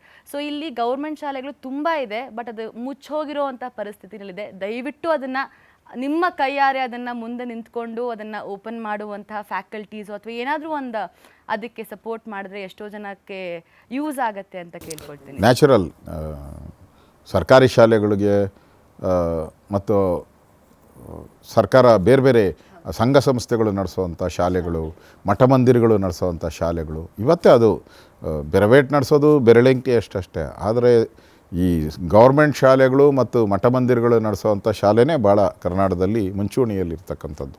ಸೊ ಅದಕ್ಕೆ ಎನ್ಕರೇಜ್ ಮಾಡೋವಂಥದ್ದು ನಮ್ಮ ಕರ್ತವ್ಯ, ಅದನ್ನು ನಾನು ಮಾಡೇ ಮಾಡ್ತೇನೆ. Thank you sir. ಆಗಲೇ ರಾಜ್ಕುಮಾರ್ ಅಣ್ಣವ್ರ ಬಗ್ಗೆ ಮಾತಾಡ್ತಾ ಇದ್ರಿ. ಸೊ ನಿಮ್ಮ ಫೇವ್ರೆಟ್ ಹೀರೋ ಅಣ್ಣವರು ಜೊತೆಗೆ ಇನ್ಯಾರಾದರೂ? ಹೇಳಿದ್ನಲ್ಲ, ವಿಷ್ಣುವರ್ಧನ್, ನಾನು ನಾಗರಾವ್ ಪಿಕ್ಚರು ಇವತ್ತು ಒಂದು ಸರಿ ಹಾಕಿದ್ರೆ ನೋಡ್ತೀನಿ ಅಷ್ಟು. ಅದನ್ನು ಎಷ್ಟು ಸಲ ನೋಡಿರ್ಬೋದು? ಒಂದು ಲೆಕ್ಕನೇ ಇಲ್ಲ, ಒಂದು 20 ಬಾರಿ ಮೇಲೆ ನೋಡಿದ್ದೀನಿ. ಹೀರೋಯಿನ್, ನಿಮ್ಮ ಫೇವ್ರೆಟ್ ಹೀರೋಯಿನ್? ಹೀರೋಯಿನ್ ಯಾರೂ ಇಲ್ವಾ ಸರ್? ಹೀರೋನೇ ಇರೋವಾಗ ಹೀರೋಯಿನ್ನು ಬೇಕಾದಷ್ಟು ಭಾಳ ಚೆನ್ನಾಗಿದ್ದು. ಕಲ್ಪನಾ, ಗೆಜ್ಜೆ ಪೂಜೆ, ಇವತ್ತು ಆ ಕಾವೇರಿ ಆಡ್ತಾರಲ್ಲ, ಕೊಡಗಿನ ಕಾವೇರಿ, ಅದು ಅವತ್ತು ಭಾಳ ಫೇಮಸ್. ಆ ಸೀರೆಗಳು ಭಾಳ ಫೇಮಸ್ ಅವತ್ತು. ಅವರೇ ಒಂಥರ ನಮಗೆ ಫ್ಯಾಷನ್ ಎಕ್ಸಾಂಪಲ್, ಲಿವಿಂಗ್ ಓವರ್ ಅಂತಾರಲ್ಲ, ಆ್ಯಕ್ಟಿಂಗಲ್ಲಿ ಅವ್ರದ್ದು ಭಾಳ ಓವರ್ ಆ್ಯಕ್ಟಿಂಗ್ ಮಾಡ್ತಾಯಿದ್ರು. ಒಳ್ಳೆ ಕಲಾವಿದೆ ಅವರು, ನಾ ಇಷ್ಟಪಡ್ತಾ ಇದ್ದೆ ಆ ಕಲಾವಿದೆನ. ನೈಸ್. ಸೊ ಈಗ ಪೊಲಿಟಿಷಿಯನ್ ಸರ್, ಪ್ಲೀಸ್ ನಿಮ್ಮ ಇನ್ನು ಹೀರೋಯಿನ್ಗಳ ಹೆಸರೇನಾದರೂ? ಇಲ್ಲ, ಈಗಿನ ಜನ್ರೇಷನ್ ಹೀರೋಯಿನ್ಸ್ಗಳನ್ನೂ ಒಂದಷ್ಟು ನೋಡ್ತಿರ್ತೀರ ಅಥವಾ ಸಿನಿಮಾಗಳು ನೋಡೋ ಅಂತ ಒಂದು? ನೋಡ್ತೀನಿ ನಾನು. ಇವಾಗ ಭಾಳಷ್ಟು ಸಿನಿಮಾಗಳನ್ನ ಇವತ್ತು ನಾನು ನೋಡ್ತೀನಿ. ಕನ್ನಡ ಸಿನಿಮಾಗಳನ್ನ ಹೆಚ್ಚಾಗಿ ನಾನು ನೋಡ್ತೀನಿ. ಯಾರ್ದಾರೊಬ್ರು ಪೊಲಿಟಿಷಿಯನ್ ಬಯೋಪಿಕ್ ಮಾಡಬೇಕು ಅಂತ ಹೇಳಿದ್ರೆ ಇವ್ರದ್ದು ಮಾಡಬೇಕು, ನಮಗೆ ಸಮಾಜಕ್ಕೆ ಇವ್ರದ್ದೊಂದು ಸಂದೇಶ ಕೊಟ್ಟಂಗೂ ಆಗತ್ತೆ ಅಂತ ಇರ್ಬೋದು. ಆ ಥರ ಒಂದು ಪೊಲಿಟಿಷಿಯನ್ ಯಾರಿರಬಹುದು ಸರ್? ಅಟಲ್ ಬಿಹಾರಿ ವಾಜಪೇಯಿ. ಕರ್ನಾಟಕಕ್ಕೆ ಬಂದರೆ ರಾಮಕೃಷ್ಣ ಹೆಗಡೆ, ಇವರೆಲ್ಲ ಮಾಡಲ್. ರಾಮಕೃಷ್ಣ ಹೆಗಡೆ ಅವರಂತೂ ಕೂಡ ನೂರಾರು ಜನ ಪೊಲಿಟಿಷಿಯನ್ ಅಂದರೆ ನಾಯಕರನ್ನ ಬಿಲ್ಡ್ ಮಾಡೋದಂಥದ್ದು ರಾಮಕೃಷ್ಣ ಹೆಗಡೆ ಅವರು. ಅದನ್ನು ನೆನಪು ಮಾಡ್ಕೊಬೇಕು ನಾವು. ಇವರಿಬ್ಬರು ನನಗೆ ರೋಲ್ ಮಾಡಲು. ಅದು ಬಿಟ್ಟರೆ ನಮ್ಮ ಎಸ್ ಎಂ ಕೃಷ್ಣ ಅವರು, ಎಸ್ಪೆಷಲಿ ಬೆಂಗಳೂರಿಗೆ ಒಂದು ಮಾಡೆಲ್ ಕೊಟ್ಟಂಥವ್ರು, ITBT city S M Krishna ಅವರು. ಇವರೆಲ್ಲನೂ ನಾವು ನಮ್ಮ ಮಾಡೆಲ್ ಆಗಿ ಪೊಲಿಟಿಕಲ್ ಲೈಫಲ್ಲಿ ನಾವು ಇಟ್ಕೊಬೋದು ಇವ್ರನ್ನೆಲ್ಲರೂ. ಸೊ ಆ ಪಾತ್ರಗಳನ್ನ ಯಾರು ಮಾಡಬಹುದು ಮಾಡಿದ್ರೆ? ಇಲ್ಲ, ಮುಂಚೆ ನೋಡಿ, ಯುಗಗಳಲ್ಲೂ ಕೂಡ ನೀವು ಪ್ರತಿಯೊಂದು ಯುಗದಲ್ಲೂ ಒಬ್ಬೊಬ್ಬರು ಬಂದೇ ಬರ್ತಾರೆ, ಎಲ್ಲರೂ ಕೂಡ. ಹಾಗೆ ಪ್ರತಿ ವರ್ಷವೂ ಕೂಡ ಕರ್ನಾಟಕದ ಜನರಿಗೆ ಒಳ್ಳೆ ಹಾಗೆ ನಾವು ರೆಡಿಮೇಡ್ ನಾಯಕರನ್ನ ತಯಾರು ಮಾಡೋಕ್ಕಾಗಲ್ಲ. ಅವರು ಮಾಡುವಂಥ ಕೆಲಸ, ಅವ್ರ ಸ್ಯಾಕ್ರಿಫೈಸು, ಜನಕ್ಕೋಸ್ಕರ ಮಾಡುವಂಥ ನಿಸ್ವಾರ್ಥ ಸೇವೆ, ಕರಪ್ಷನ್ ಇಲ್ಲದೆ ಜನರ ಸೇವೆ ಮಾಡುವಂಥದ್ದು ನ್ಯಾಚುರಲಾಗಿ ಬಂದೇ ಬರ್ತಾರೆ. ಅವಕಾಶ ಕರ್ನಾಟಕಕ್ಕೆ ಇದ್ದೇ ಇದೆ. ಕರ್ನಾಟಕದಲ್ಲಿ ಆ ಥರದ್ದು ನೂರಾರು ಯುವಕರು, ನೂರಾರು ಪೊಲಿಟಿಷಿಯನ್ಸು, ಒಳ್ಳೆ ಪೊಲಿಟಿಷಿಯನ್ಸ್ ಬರಲಿ ಅನ್ನೋ ಒಂದು ಭಾವನೆಯೂ ಕೂಡ ನನಗಿದೆ. ನಾನು ಕೂಡ ಅದಕ್ಕೆ ಹೆಜ್ಜೆ ಆಗ್ತೀನಿ ಅನ್ನೋ ಮಾತನ್ನು ಹೇಳ್ತೀನಿ. Nice sir. ರಾಜಕಾರಣದ ಒಂದು ಒತ್ತಡದಲ್ಲಿ ಫ್ಯಾಮಿಲಿಗೆ ಟೈಮ್ ಕೊಡೋಕ್ಕಾಗಲ್ಲ. ಸೊ ಆ್ಯಂಡ್ ಯಾವುದೇ ಒಬ್ಬರು ಮನೇಲಿ ಸಾಧನೆ ಮಾಡಬೇಕು ಅಂತ ಹೇಳಿದ್ರೆ ತಾಯಿ ಪಾತ್ರನೂ ತುಂಬ ದೊಡ್ಡದಾಗಿರುತ್ತೆ, ಹಾಗೆ ಹೆಂಡತಿ ಪಾತ್ರನೂ ತುಂಬ ಆಗಿರುತ್ತೆ. ಸ್ಯಾಕ್ರಿಫೈಸ್ ಅನ್ನೋ ಒಂದು ಪದಕ್ಕೂ ಅವರು ಒಂದು ಅರ್ಥ ತುಂಬಿಸ್ತಾರೆ ಅಂತ ಹೇಳಿದ್ರೆ ತಪ್ಪಾಗಲ್ಲ. ಸೊ ನಿಮ್ಮ ಲೈಫಲ್ಲಿ ತಾಯಿ ತುಂಬ ದೊಡ್ಡ ಪಾತ್ರನ ನಿರ್ವಹಿಸಿರ್ತಾರೆ. ಈಗಿನ ಒಂದು ಪ್ರೆಸೆಂಟ್ ಸಿಚುಯೇಷನ್ಗೆ ಬಂದರೆ ಹೆಂಡತಿ ಕೂಡ ಅದೇ ಒಂದು ಸ್ಥಾನನ ತುಂಬಿರ್ತಾರೆ ಅಂತ ಹೇಳ್ತೀನಿ.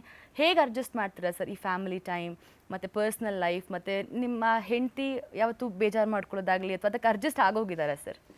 ನೋಡಿ, ತಾಯಿ ನನ್ನ ತಂದೆನೂ ಭಾಳ ಪ್ರೀತಿ ಮಾಡ್ತೀನಿ. ನನ್ನ ತಂದೆನ ನಾನು ಭಾಳದಲ್ಲಿ ಒಂದು ದಿನ ನನ್ನ ಹೊಡೆದಿಲ್ಲ ನಮ್ಮ ತಂದೆಯವರು, ಒಂದು ದಿನ. ಯಾಕಂದರೆ ಹಳ್ಳಿ ಗೊತ್ತಲ್ಲ, ಹಳ್ಳಿಯಲ್ಲಿ ಹೊಡೆದೇ ಇರೋವಂಥ ತಂದೆ ತಾಯಿಗಳು ಸಿಗೋಕ್ಕೆ ಸಾಧ್ಯನೇ ಇಲ್ಲ. ಒಂದು ದಿನ ನನಗೆ ಒಂದು ಏಟೂ ಹಾಕಿಲ್ಲ.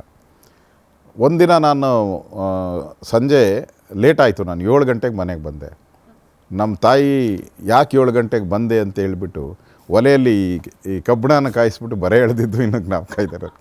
ಅಂದರೆ ಹೆಂಗೆ ಅವತ್ತು ಮಕ್ಕಳು, ಇವತ್ತೇನ ನಿಮ್ಮ ಒಂದು ಏಟು ಹೊಡೆದ್ರೆ ಕಂಪ್ಲೇಂಟ್ ಕೊಡ್ತಾರೆ, ಮಕ್ಕಳೇ ಕಂಪ್ಲೇಂಟ್ ಹೋಗಿ ಕೊಡ್ತಾರೆ ಪೊಲೀಸ್ ಸ್ಟೇಷನ್.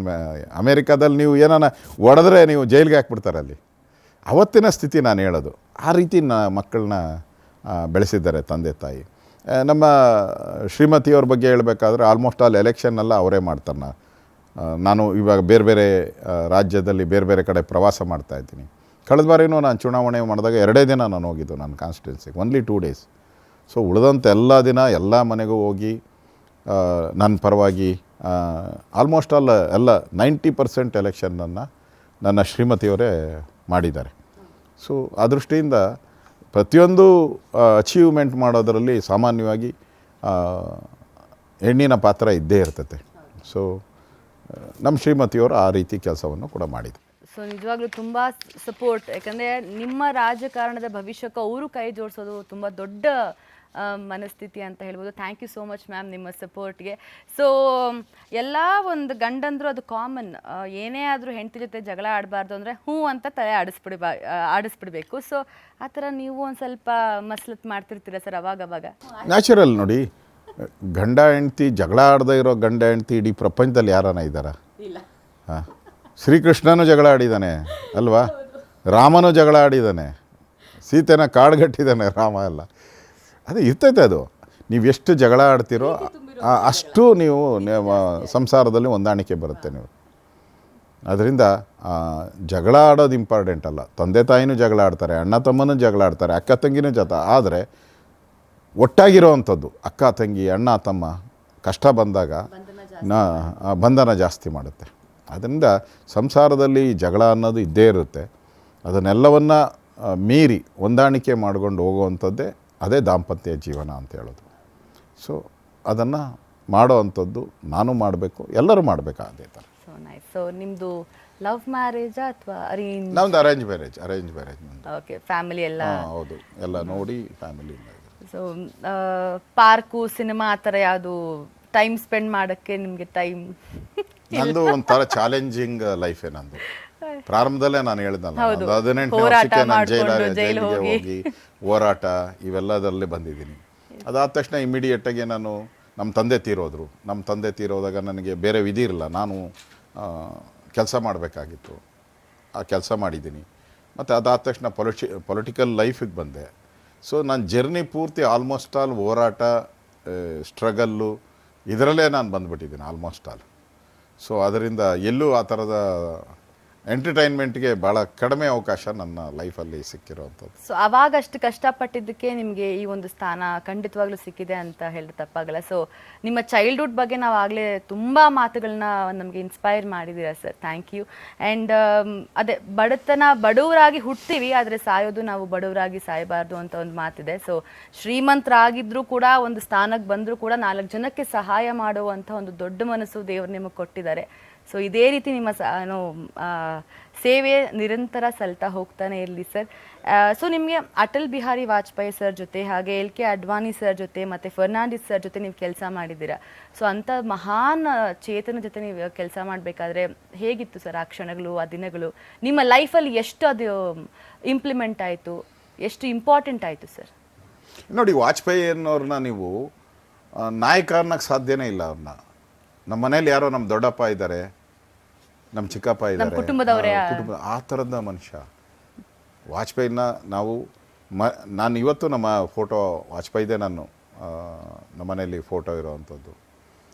ಅವರು ಬೆಂಗಳೂರಿಗೆ ಬಂದಾಗೆಲ್ಲ ಇವತ್ತು ನಾವು ನೋಡಿದ್ದೀರಿ ಯಾವ ಥರ ನಡ್ಕೊತಾರೆ, ಒಂದು ಸ್ವಲ್ಪ ಮೇಲೆ ಬಂದ ತಕ್ಷಣ ಹಾಗೆ ಇರ್ತಾರೆ ಅಂತ. ಅವ್ರು ಬೆಂಗಳೂರು ಬಂದಾಗ ನಾನು ವಿಜಯ್ ಕುಮಾರ್ ಅಂತ ಇದ್ದರು, ಜಯನಗರದ MLA. ಸೊ ನಾವು ಹೋಗೇರಿ ಅವರು ಕುಮಾರಕೃಪಾದಾಗ ಬಂದಾಗ ಅವರೆಲ್ಲ ಹೇಳೋರು, ಅಶೋಕ್ ವಿಜಯ್ ಕುಮಾರ್ ಅಚ್ಚಾ ಹಮ್ಕೋ ಮಸಾಲ ದೋಸೆ ಚಾಯಿ ಅಂತ ಹೇಳಿದರು. ಹಾಂ, ಅವರು ಅಂದರೆ ಸಾಮಾನು ನಾವು ಹೋಗಿ ಎಲ್ಲೋ ಈ ಹೋಟ್ಲುಗಳಿದೆಯಲ್ಲ ಮಲ್ಲೇಶ್ವರದಲ್ಲಿ ಇರೋವಂಥ ಹೋಟ್ಲುಗಳೆಲ್ಲ ತಗೊಂಡೋಗಿ ಕೊಡ್ತಾ ಇದ್ರಿ. ಆದರೆ ಎಷ್ಟು ಸಿಂಪಲ್ ಮ್ಯಾನ್, ಎಷ್ಟು ಸಿಂಪಲ್ ಅಂದರೆ ಸಿಂಪಲ್ ಮ್ಯಾನ್. ಆ ಥರದ ನಾನು ಹೇಳಿದ್ನಲ್ಲ, ದೇವತಾ ಮನುಷ್ಯ, ಅಜಾತ ಶತ್ರು. ಆ ಥರದ ಮನುಷ್ಯನ ಪೊಲಿಟಿಕಲ್ ಲೈಫಲ್ಲಿ ಯಾರಿಗೂ ಹೋಲಿಗೆ ಮಾಡ್ಕೊಳಕ್ಕೆ ಸಾಧ್ಯನೇ ಇಲ್ಲ. ಆ ಥರದ ವ್ಯಕ್ತಿತ್ವ ಇರ್ತಕ್ಕಂಥ ನಾನು ರಾಜ್ಕುಮಾರ್ ಹೇಳಿದ್ನಲ್ಲ, ಸಿನಿಮಾ ರಂಗದಲ್ಲಿ ರಾಜ್ಕುಮಾರ್ ಹೇಗೋ, ಆದರೆ ರಾಜಕೀಯ ಜೀವನದಲ್ಲಿ ಅಟಲ್ ಬಿಹಾರಿ ಅವರು ಅದೇ ಥರ. ನೈಸ್. ಸೊ ನೀವು ಜೈಲಿಗೆ ಹೋಗಿದ್ದಾಗ ಯಡಿಯೂರಪ್ಪ ಸರ್ ಅಥವಾ ಅನಂತಕುಮಾರ್ ಸರ್ ಅಂತವ್ರ ಜೊತೆಯಲ್ಲೂ ಕೂಡ ನಿಮ್ಮ ಇದ್ರು. ಸೊ ಅವರು ಅವತ್ತಿನ ದಿನಗಳಲ್ಲಿ ಕಳೆದಂಥ ನೆನಪು ಮತ್ತು ಅವ್ರು ಅವತ್ತು ಹೇಳಿದ ಮಾತುಗಳು ಏನಾದರೂ ಶೇರ್ ಮಾಡ್ಕೋಬೋದಾ? ನೋಡಿ, ಅವರು ಎಲ್ಲರೂ ಕೂಡ ಅವತ್ತು ನನಗೆ ಇದ್ದಿದ್ದು, ನಾವು ಹೋದಾಗ ಜೈಲಿಗೆ ಹೋದ್ಮೇಲೆ ನಮಗೆ ಇನ್ನು ಲೈಫೇ ಹೊರಟೋಯ್ತು ಅನ್ನೋ ಥರ ಇತ್ತು. ಫ್ಯೂಚರ್ ಏನೂ ಇಲ್ಲ ಅನ್ನೋ ಒಂದು ಫ್ಯೂಚರ್ ಇಲ್ಲ, ಇನ್ನು ನಮ್ಮನ್ನು ಒಂಥರ ಟೆರರಿಸ್ಟ್ ಲಿಸ್ಟಲ್ಲಿ ಹಾಕ್ತಾರೆ ಅನ್ನೋದೆಲ್ಲ ಇತ್ತು. ಮತ್ತು ಎಲೆಕ್ಷನ್ ಬಂದು ಅವಾಗ ಪಾರ್ಲಿಮೆಂಟ್ ಎಲೆಕ್ಷನ್ನು 77 ಪಾರ್ಲಿಮೆಂಟ್ ಎಲೆಕ್ಷನ್ನು. ನಾನು ಊರು ಬಿಟ್ಟು ಓಡೋಗ್ಬಿಟ್ಟಿದ್ದೆ ನಾನು, ಯಾಕಂದರೆ ನಾವು ಗೆಲ್ಲಲ್ಲ ಇಲ್ಲಿ, ಕರ್ನಾಟಕ ಸ್ಥಿತಿ ಹಂಗೆ ಇತ್ತು, ಗೆಲ್ಲಲ್ಲ, ಊರು ಬಿಟ್ಟು ಓಡೋಣ ಅಂತ ಊರು ಬಿಟ್ಟು ಹೋಗ್ಬಿಟ್ಟಿದ್ದೆ ಆಚೆ. ರಾತ್ರಿ ಅವಾಗ ಟ್ರಾನ್ಸಿಸ್ಟರ್ಗಳು ಇದ್ದಿದ್ದೆ, ಅವಾಗ ಜೋರಾಗಿ ಬಡ್ಕೊಳಕ್ಕೆ ಶುರುವಾಯಿತು ಟ್ರಾನ್ಸಿಸ್ಟ್ರು. ನಾನು ಏನಪ್ಪ ಇದು ಅಂತ ಹೇಳಿದ್ರೆ ಎಲ್ಲ ಕಡೆ ಉತ್ತರ ಪ್ರದೇಶ್ 85 ಸೀಟು ಎಲ್ಲ ಕಡೆ ಗೆಲ್ಲಕ್ಕೆ ಶುರುವಾಯಿತು. ಅವಾಗ ವಾಪಸ್ಸು ನಾನು ಮನೆಗೆ ಬಂದೆ. ಅಂದರೆ ವಾತಾವರಣ, ಅವತ್ತಿನ ವಾತಾವರಣ ಹೇಗೆ ಭಯದ ವಾತಾವರಣ ಇತ್ತು ಅನ್ನೋದಕ್ಕೆ ಇದೊಂದು ಎಕ್ಸಾಂಪಲ್ ಅಷ್ಟೇ ಅದು. ಅಂದರೆ ಆ ಭಯದ ವಾತಾವರಣಗಳ ಮಧ್ಯೆನೂ ನಾವಿರ್ಬೋದು, ಯಡಿಯೂರಪ್ಪನವರು, ಅನಂತಕುಮಾರ್ ಅವರು ಎಲ್ಲರೂ ಪಾರ್ಟಿಯನ್ನು ನಾವೆಲ್ಲ ಕಟ್ಟಿದ್ದೀರಿ. ನಾವೇನು ಸುಮ್ಮನೆ ಹಾಗೆ ಬಂದು ಕೂತ್ಕೊಂಡಿಲ್ಲ, ಇಲ್ಲಿ ಯಾರ್ದೋ ಇನ್ಫ್ಲೂಯೆನ್ಸ್ ಬಂದಿಲ್ಲ. ನಾವು ಬೆಂಗಳೂರಲ್ಲಿ ನಾನು ಅನಂತಕುಮಾರು, ವಿಜಯ್ ಕುಮಾರ್ ಅವರ ಪಾರ್ಟಿಯನ್ನು ಕಟ್ಟಿದ್ದೀರಿ ನಾವು ಬೆಂಗಳೂರಲ್ಲಿ. BJP ಅನ್ನೋದನ್ನು ಬೆಳೆಸಿದ್ದೀರಿ ನಾವು. ಅದು ನಮ್ಮ ಇತಿಹಾಸ, ನನ್ನ ಬ್ಯಾಕ್ಗ್ರೌಂಡ್. ಅವಾಗ ಕಾಂಗ್ರೆಸ್ ಆಗಲಿ JDS ಆಗಲಿ ತುಂಬಾ ಒಂದು ರೂಲ್ ಮಾಡ್ತಿತ್ತು. ಬಟ್ ನಿಮ್ಗೊಂದು ಫೋಕಸ್ ಇತ್ತ ಸರ್, ಹಾಗೆ ಆಗತ್ತೆ BJP ಒಂದಲ್ಲ ಒಂದು ದಿನ ಇಷ್ಟು ದೊಡ್ಡ ಮಟ್ಟಕ್ಕೆ ಬೆಳೆಯುತ್ತೆ ಅಂತ ಒಂದು ಕಾನ್ಫಿಡೆನ್ಸ್ ಎಷ್ಟು ಮಟ್ಟಕ್ಕೆ ಇತ್ತು? 100% ಇರಲಿಲ್ಲ. 100% ಇರಲಿಲ್ಲ. ಅವಾಗ ನಾವೆಲ್ಲ ಪ್ರಾರಂಭ ಮಾಡಿದಾಗ ಅವಾಗೆಲ್ಲ ಹಳ್ಳಿಗೆ ಹೋಗಿ ಯಾವುದಾದ್ರು BJP ಅಂದರೆ ಯಾವ್ದು BJP ಅಂತ ಕೇಳೋದು. ಕಮಲ ಅಂತ ಹೇಳಿದ್ರೆ ಯಾವ ಕಮಲ ಅಂತ ಕೇಳೋರು. ಜನಕ್ಕೆ, ಹಳ್ಳಿ ಜನಕ್ಕೆ ಕಮಲನೂ ಗೊತ್ತಿಲ್ಲ, BJPನೂ ಗೊತ್ತಿಲ್ಲ. ನಾನು ನಮ್ಮ ಸ್ನೇಹಿತರ ಜೊತೆ ಎಲ್ಲ ಕೂತ್ಕೊಂಡಾಗ ನಾವು ಮಾತಾಡ್ತಾ ಇದ್ರಿ, ನಮ್ಮ ಕಾಲಕ್ಕೆ ಏನು BJP ಬರಲ್ಲ, ಮೋಸ್ಟ್ಲಿ ನಮ್ಮ ಮಕ್ಕಳ ಕಾಲಕ್ಕೆ ಮೊಮ್ಮಕ್ಕಳ ಕಾಲಕ್ಕೆ ಏನಾನ BJP ಬರೋದು. ಆ ಸ್ಥಿತಿ ಅವತ್ತು ನಮ್ಮದು.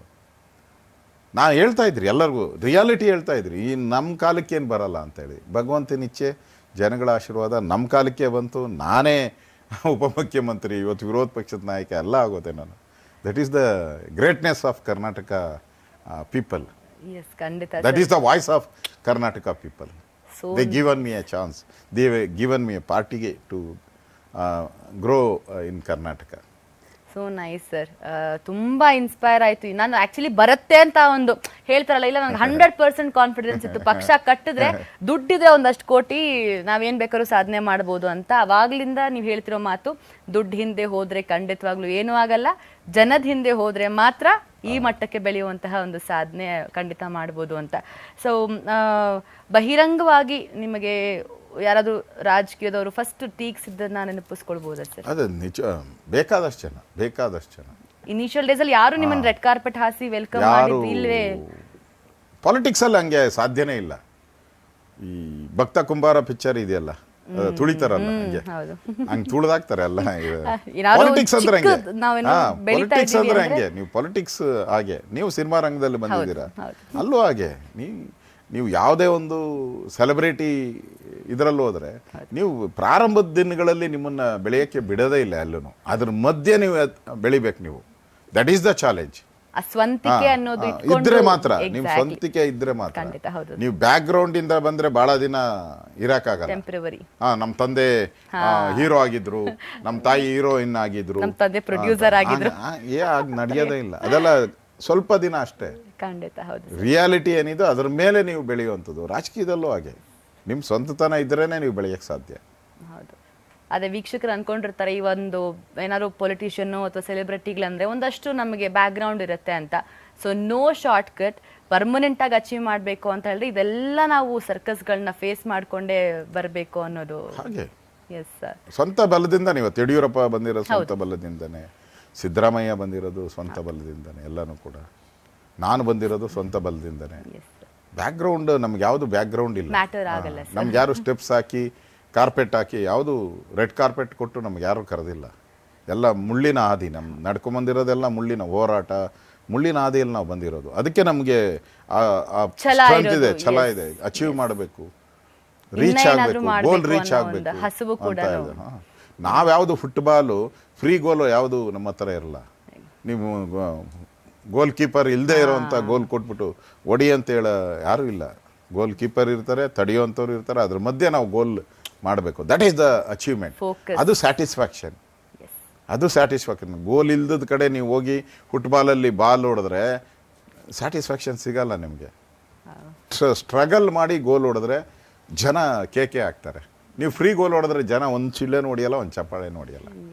ಇದನ್ನು ಅರ್ಥ ಮಾಡ್ಕೊಬೇಕು, ಪೊಲಿಟಿಷಿಯನ್ ಅರ್ಥ ಮಾಡ್ಕೊಬೇಕು. ನಿಮಗೆ ಬೆನ್ ತಟ್ಟದಂತಹ ಒಬ್ಬರು ಸೂಪರ್ ಹೀರೋನ ನೆನಪು ಮಾಡ್ಕೋಬೇಕು ಅಂದ್ರೆ ಅದು ಯಾರು ಬೇಕಾದರೂ ಆಗಿರ್ಬೋದು. ಯಾವಾಗಲೂ ಏನಾದರೂ ಒಂದು ಅಚೀವ್ ಮಾಡಿದಾಗ ನಾನು ಫಸ್ಟ್ ಇವ್ರಿಗೆ ಹೇಳಬೇಕು ಈ ವಿಚಾರನ, ಚಿಕ್ಕದಾಗ್ಲಿ ದೊಡ್ಡದಾಗ್ಲಿ ಅದನ್ನ ಅವ್ರ ಹತ್ರ ಶೇರ್ ಮಾಡ್ಕೊಂಡ್ಬಿಡ್ಬೇಕು ಅಂತ ಒಂದು. ಇಲ್ಲ, ನನಗೆ ರಾಜಕೀಯಕ್ಕೆ ಬರೋ ಮುಂಚೆ ನಮ್ಮ ಚಿಕ್ಕಪ್ಪ ಇದ್ರು ಒಬ್ರು, ಅಣ್ಣಯ್ಯ ಅಂತೇಳಿ, ಅವ್ರು RSS ಇದ್ರು. ಪ್ರತಿಯೊಂದು ನನಗೆ ಫಸ್ಟ್ ಟೈಮು ನಾವು 77 ಎಲೆಕ್ಷನಲ್ಲಿ ಭಾಷಣ ಮಾಡೋಕ್ಕೆ ಎಲ್ಲ ಪಾರ್ಟಿಯಿಂದನೂ ಬಂದಿದ್ದರು. ಕಮ್ಯುನಿಸ್ಟ್ ಇತ್ತು, ಜನತಾ ಪಾರ್ಟಿ, ಎಲ್ಲರಿಗೂ ಒಂದು ವೇದಿಕೆ ಕೊಟ್ಟಿದ್ದರು.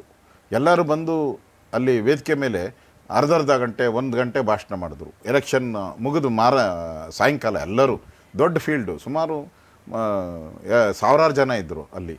ಅಂದರೆ ಈ ಎಲೆಕ್ಷನ್ ಹೆಂಗೆ ಮಾಡಿದ್ರಿ, ಏನು ಮಾಡಿದ್ರಿ ಅನ್ನೋದಕ್ಕೆ ಭಾಷಣ ಮಾಡಿದ್ರು. BJPಯಿಂದ ಮಾತಾಡೋದು ಯಾರು ಇರಲಿಲ್ಲ, ಲೀಡ್ರ್ ಇರಲಿಲ್ಲ. ಅವಾಗ ನಮ್ಮ ಅಣ್ಣಯ್ಯ ಅಂತ ಇದ್ದರು, RSS ಇವರು. ನೀನು ಹೋಗಿ ಮಾತಾಡು ಅಂತ ಹೇಳಿದ್ರು. ಒಂದು ಅರ್ಧ ಗಂಟೆ ಮುಂಚೆ ಹೇಳಿದ್ರು ನನಗೆ, ನೀನು ಹೋಗಿ ಮಾತಾಡಬೇಕು ಅಂತ ಹೇಳಿದೆ. ನಾನು ಹೇಳಿದೆ, ನಾನು ಮಾತಾಡಲ್ಲ, ನನಗೆ ಗೊತ್ತೇ ಇಲ್ಲ, ಈ ಭಾಷಣನೇ ಬರಲ್ಲ ನನಗೆ, ನಾನು ಲೀಡ್ರೇ ಅಲ್ಲ ನಾನು ಅಂತ. ಇಲ್ಲ ಯಾರೂ ಇಲ್ಲ, ನೀನೇ ಮಾತಾಡಬೇಕು, ಬೇರೆ ಯಾರು ಇದ್ದಾರೆ ನಮ್ಮ ಪಾರ್ಟಿಯಲ್ಲಿ. ಅವ್ರ ಪಾರ್ಟಿಯಲ್ಲಿ ದೊಡ್ಡ ಕಮ್ಯುನಿಸ್ಟ್ ಅವರೆಲ್ಲ ಒಂದು ಮಾತಾಡ್ತಾರೆ, ಜನತಾ ಪಾರ್ಟಿಯವ್ರು ದೊಡ್ಡ ಲೀಡ್ರ್ ಮಾತಾಡೋದು. ಸೊ ನಾನು ಕೊನೆಗೆ ಇಲ್ಲ ಮಾತಾಡಬೇಕು ಅಂತ ಹೊರಟೋದ್ರು ಅವರು. ನಾನು ಇದ್ದೋನು ನೋಡಿದೆ, ಇವ್ರು ಭಾಷಣ ಎಲ್ಲ ಮಾಡ್ತಾರೆ. ನಾನು ಓಡೋಗ್ಬಿಟ್ಟೆ, ಮನೆಗೆ ಹೋಗ್ಬಿಟ್ಟು ಕೂತ್ಕೊಂಬಿಟ್ಟೆ. ಅಯ್ಯೋ ಯಾವನ ಇಷ್ಟು ಜನದ ಮುಂದೆ, ಆಮೇಲೆ ಕಲ್ಲುಗಳಲ್ಲಿ ಹೊಡೆದ್ರೆ ನನಗೇನು ಭಯ. ಫಸ್ಟ್ ಟೈಮ್ ಸ್ಟೇಜ್ ಫಿಯರ್ ನನಗೆ. ತಿರುಗಿ ನಮ್ಮ ಚಿಕ್ಕಪ್ಪ ಅಣ್ಣಯ್ಯ ಅವರು ಕಳಿಸ್ತಿದ್ರು, ನನ್ನ ಮನೆಯಿಂದ ಹೇಳ್ಕೊಂಬಂದರು ನನಗೆ. ಎಲ್ಲರದು ಮುಗ್ದೋಯ್ತು, ನೀನು ಹತ್ತು ಅಂತ ಹೇಳಿದ್ರು. ನನ್ನ ಕೈಲಿ ಮಾತಾಡೋಕ್ಕಾಗಿದ್ದು 1.5 ನಿಮಿಷ ಅಷ್ಟೇ. 1.5 ನಿಮಿಷ ಮಾತಾಡೋಷ್ಟೊತ್ತಿಗೆ ಮೈಯಲ್ಲಿರೋ ಸೆಕೆ ಎಲ್ಲ ನೀರೆಲ್ಲ ಸುರಿದು ಹೊರಟಾಯ್ತು. 1.5 ನಿಮಿಷ ಮಾತಾಡಿದೆ. ಈಗ 1.5 ಗಂಟೆ ಮಾತಾಡ್ತೀನಿ ನಾನು.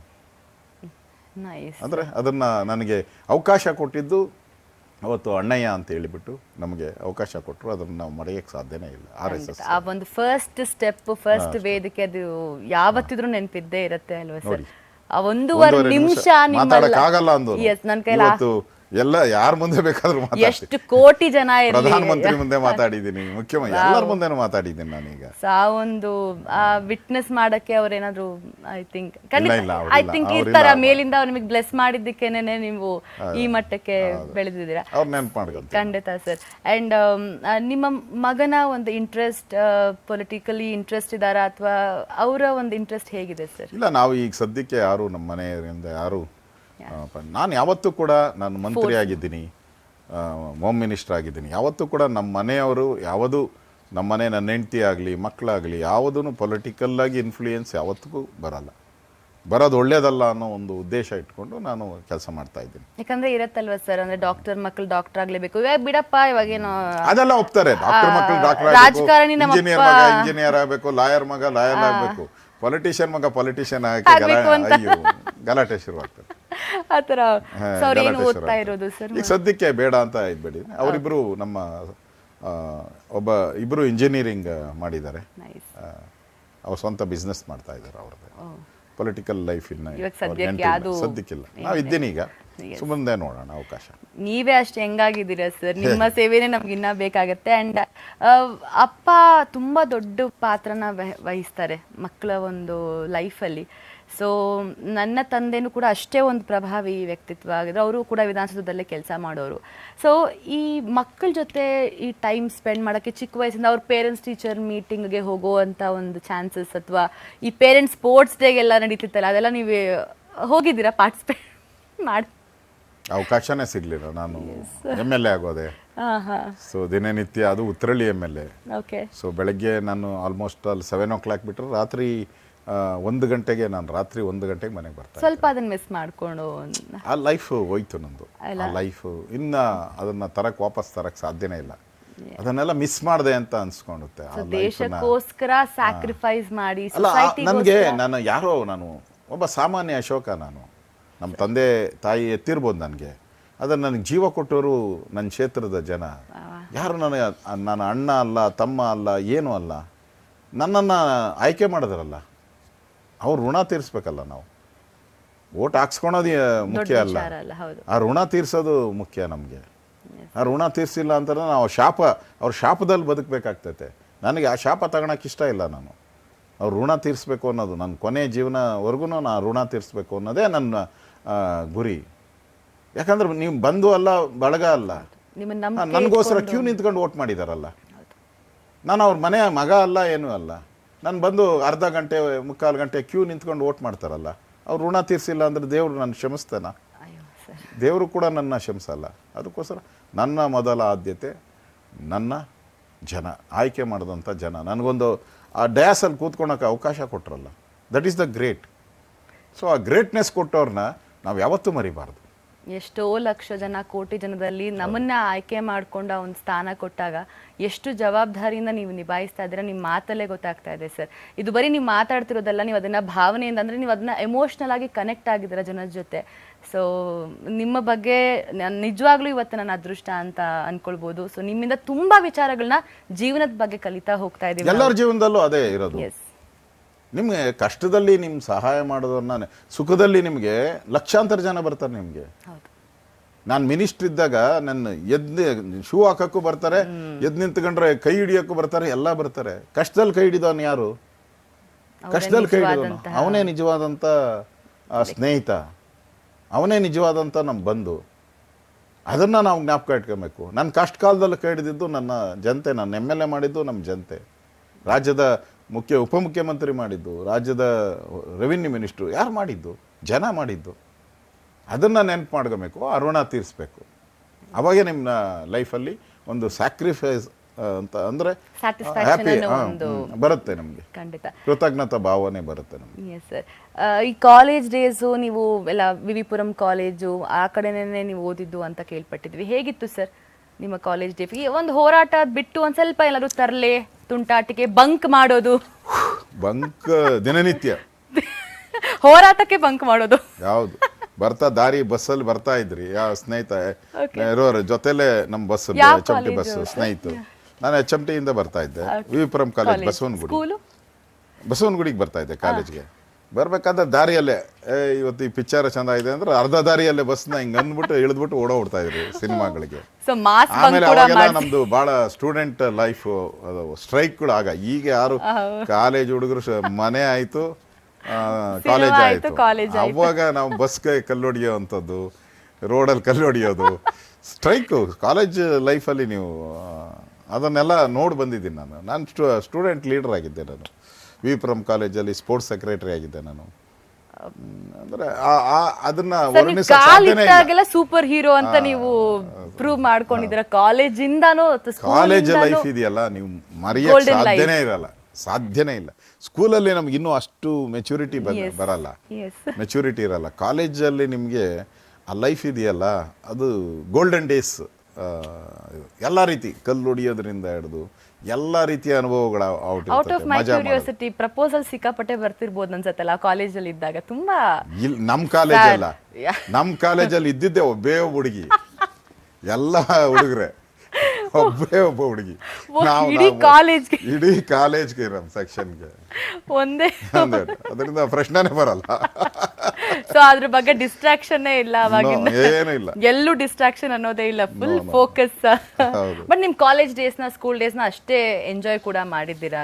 ಗ್ಯಾರಂಟಿ ಎಂಜಾಯ್ ಮಾಡಿದ್ದೀವಿ. ಅಂಡ್ ನಿಮ್ಮ ಲೆಕ್ಚರರ್ಸ್ ನ ನೆನಪಿಸ್ಕೊಳ್ಬೇಕಂದ್ರೆ ಖಂಡಿತ, ಯಾಕಂದ್ರೆ ಗುರುಗಳು ಅಷ್ಟೇ ಒಂದು ದೊಡ್ಡ ಏನೋ ರೋಲ್ನ ಪ್ಲೇ ಮಾಡ್ತಾರೆ. ಸೊ ಯಾಕಂದ್ರೆ ನೀವು ಸ್ಕೂಲ್ ಕಾಲೇಜ್ ಭಾಳಷ್ಟು ನಮ್ಮ ಹೈಸ್ಕೂಲ್ ಲೈಫಲ್ಲೂ ಕೂಡ ನಮಗೆ ಭಾಳಷ್ಟು ಮೇಸ್ಟ್ರುಗಳು ನನಗೆ ಸಹಾಯ ಮಾಡಿದ್ದಾರೆ. ನನ್ನ ಸ್ಪೋರ್ಟ್ಸ್ ಆ್ಯಕ್ಟಿವಿಟೀಸಲ್ಲಿ ಸಹಾಯ ಮಾಡಿದ್ದಾರೆ.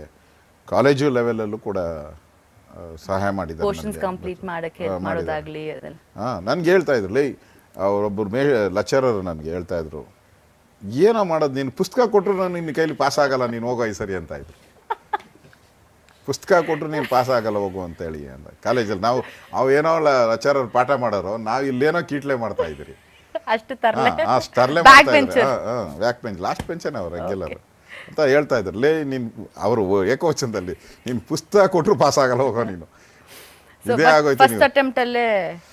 ಇಲ್ಲ, ನಂದು BSc PCMB ಮಾಡಿದ್ದೀನಿ. ಅದರಲ್ಲಿ ಅಟೆಂಪ್ಟ್ ಆಗಿದೆ ನಮ್ದು. ಫಸ್ಟ್ ಇದರಲ್ಲೇ ನಮ್ದು ಬ್ಯಾಲೆನ್ಸಿಂಗ್ ಇರೋದು, ರೆಗ್ಯುಲರ್ ಬ್ಯಾಲೆನ್ಸ್ ಬ್ಯಾಕ್ಲಾಗ್ಸ್ ಮಾಡ್ಕೊಂಬಂದಿದ್ದೀರಿ. ಸೊ ಸೊ ನೈಸ್ ಸರ್, ಅದೆಲ್ಲ ನೆನಪಿಸ್ಕೊಳಕ್ಕೆ ಚೆನ್ನಾಗಿರುತ್ತೆ. ಸೊ ಈಗ ನೀವು ವಿರೋಧ ಪಕ್ಷದ ನಾಯಕರಾದ್ರೂ ಕೂಡ ಎಲ್ಲಾ ಪಕ್ಷದವರು ನಿಮ್ಗೆ ಅಷ್ಟೇ ಪ್ರೀತಿ ಕೊಡ್ತಾರೆ, ಅವರಷ್ಟೇ ನಿಮ್ಮನ್ನ ಒಂದು ಫ್ರೆಂಡ್ಲಿ ಆಗಿ ನೋಡ್ತಾರೆ ಸರ್.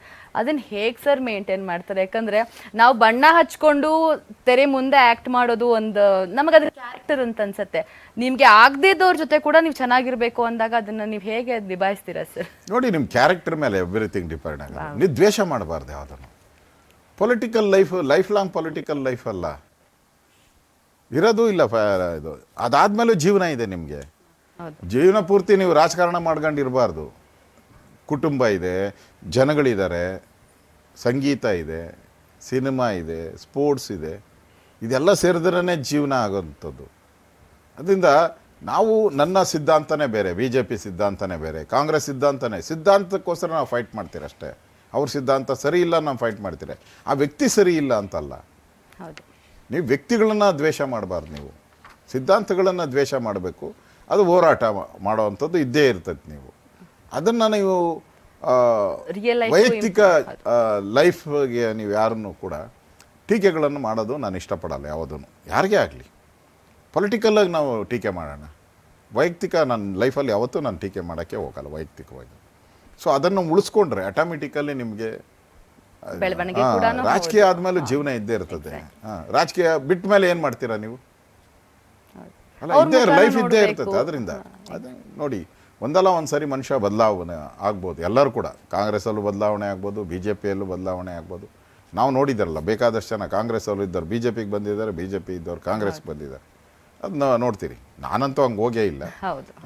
ಅದರಿಂದ ನಾವು ಆ ಬ್ರಾಡ್ ಮೈಂಡಲ್ಲಿ ನಾವು ನೋಡಬೇಕು. ಬ್ರಾಡ್ ಇಶ್ಯೂಸ್ ಬೇಸಿಸ್ ಮೇಲೆ ನಾವು ಟೀಕೆಗಳನ್ನು ಮಾಡಬೇಕು. ವೈಯಕ್ತಿಕ ಟೀಕೆಗಳನ್ನು ಮಾಡಿದ್ರೆ ನಿಮ್ಗೆ ವಿರೋಧಿಗಳು ಜಾಸ್ತಿ ಆಗ್ತಾರೆ. ವೈಯಕ್ತಿಕ ಟೀಕೆಗಳನ್ನು ಬಿಟ್ಟರೆ ನೀವು ಇಶ್ಯೂ ಬೇಸಿಸ್ ಟೀಕೆ ಮಾಡಿದ್ರೆ ಜನ ಅಕ್ಸೆಪ್ಟ್ ಮಾಡ್ತಾರೆ, ಲೀಡರ್ಸು ಅಕ್ಸೆಪ್ಟ್ ಮಾಡ್ತಾರೆ. ನಾನು ಆ ಒಂದು ಮೆಂಟಾಲಿಟಿ ಇರುವಂಥ ನಾಯಕ ನಾನು. ಪ್ರೊಫೆಷನ್ನೇ ಬೇರೆ, ಪರ್ಸ್ನಲ್ ಲೈಫೇ ಬೇರೆ, ಅದನ್ನ ನಾವು ಹ್ಯಾಂಡಲ್ ಮಾಡ್ಕೊಂಡು ಹೋಗ್ಬೇಕು. ಸೊ ಇಷ್ಟೆಲ್ಲ ಕೆಲಸ ಮಾಡಿಕೊಂಡು ಖಾಲಿ ಹಾಳೆಯಾಗಿದ್ದಂತಹ ಒಂದು ವ್ಯಕ್ತಿ ಈಗ ಒಂದು ಇತಿಹಾಸನ ಸೃಷ್ಟಿ ಮಾಡಿ ಬರೆಯುವಂಥ ಒಂದು ದೊಡ್ಡ ವ್ಯಕ್ತಿತ್ವ ಆಗಿ ಬೆಳೆದಿರೋದು ತುಂಬ ನಮ್ಮ ದೇಶಕ್ಕೆ ಒಂದು ಮಾದರಿ ಅಂತ. ಸೊ ಇಷ್ಟೆಲ್ಲ ಸಾಧನೆ ಮಾಡಿರೋರು ನಮಗೂ ಖಂಡಿತವಾಗ್ಲೂ ಆಸೆ ಇದೆ. ಇಲ್ಲಿರುವಂಥ ಎಲ್ಲ ಕರ್ನಾಟಕ ಜನತೆ ಕೂಡ ಅಪೇಕ್ಷಿಸ್ತಿರೋದು ಒಂದೇ, ನಿಮ್ಮನ್ನ CM ಆಗಿ ನಾವು ನೋಡಬೇಕು ಅಂತ. ಸೊ ಅದ್ರ ಬಗ್ಗೆ ನಿಮ್ಮ ಒಂದು ಅಭಿಪ್ರಾಯ ಸರ್? ನೋಡಿ, ಬಿಸಿಲು ಕುದುರೆಯಿಂದ ಹೋಗಬಾರ್ದು.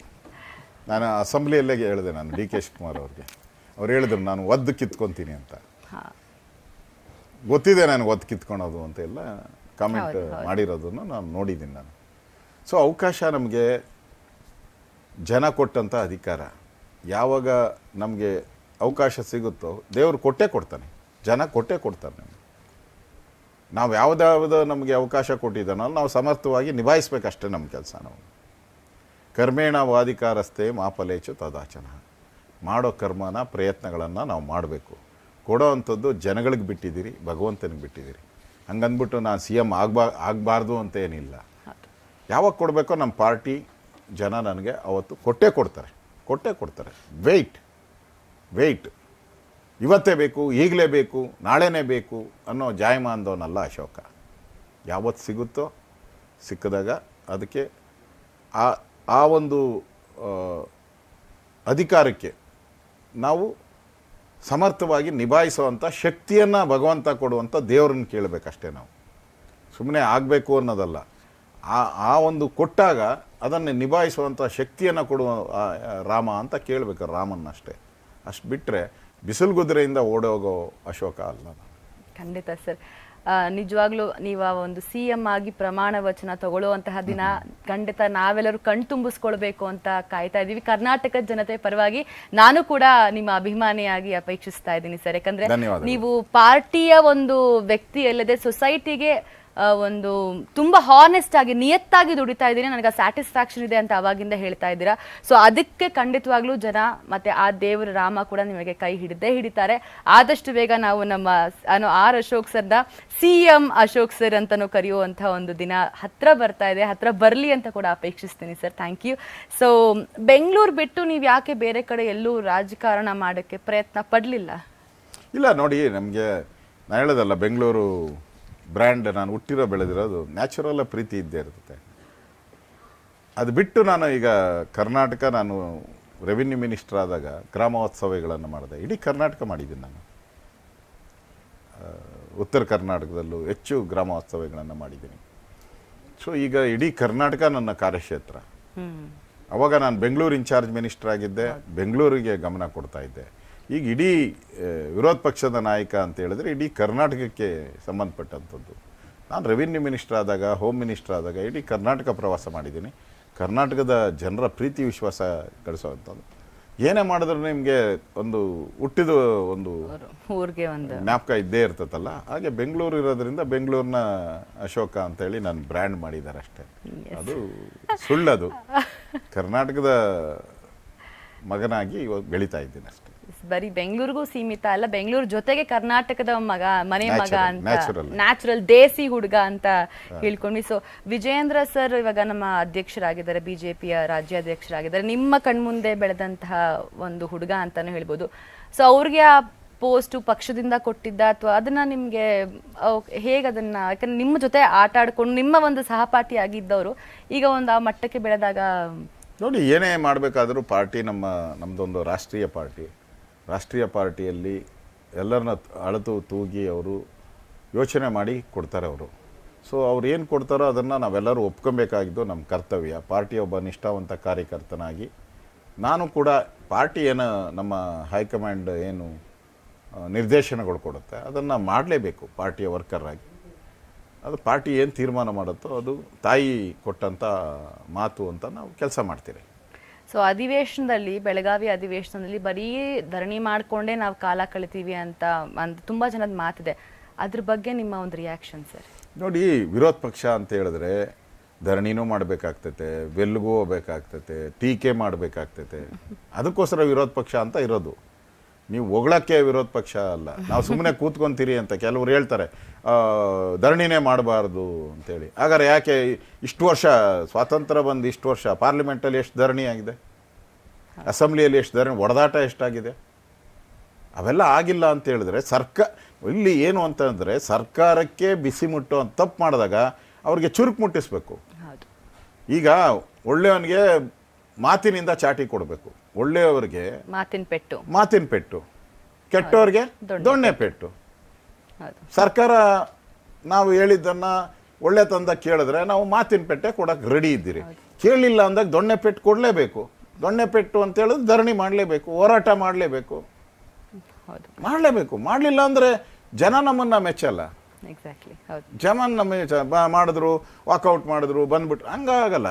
ಬಿಸಿ ಮುಟ್ಟಿಸ್ಬೇಕು. ಅವ್ರಿಗೂ ಸರ್ಕಾರಕ್ಕೂ ಒಂದು ಸ್ವಲ್ಪ ಚುರುಕು ಮುಟ್ಟಬೇಕಲ್ಲ. ಅದಕ್ಕೋಸ್ಕರ ಹೋರಾಟನೇ ಭಾಳ ಇಂಪಾರ್ಟೆಂಟ್. ಅದೇ ವಿರೋಧ ಪಕ್ಷಕ್ಕಿರುವಂಥ ಬ್ರಹ್ಮಾಸ್ತ್ರ ಧರಣಿ ಹೋರಾಟನೇ. ಒಳ್ಳೆ ರೀತಿಯಲ್ಲಿ ಸಮಾಜಕ್ಕೋಸ್ಕರ ಕೊಟ್ಟಿದಾರಲ್ಲ ನಮ್ಮ ಕಾನ್ಸ್ಟಿಟ್ಯೂಷನ್ ಅಲ್ಲಿ. ಹೋರಾಟ ಮಾಡಿ ಹಂಗಾರೆ ಯಾಕೆ ಬರೆದ್ರು? ಸಂವಿಧಾನದಲ್ಲಿ ಅಂಬೇಡ್ಕರ್ ಬರೆದಂಥ ಸಂವಿಧಾನದಲ್ಲಿ ಹೋರಾಟ ಮಾಡುವಂಥ ಅವಕಾಶ ಯಾಕೆ ಕೊಟ್ರು? ವಿರೋಧ ಪಕ್ಷ ಅಂತ ಯಾಕೆ ಕೊಟ್ರು?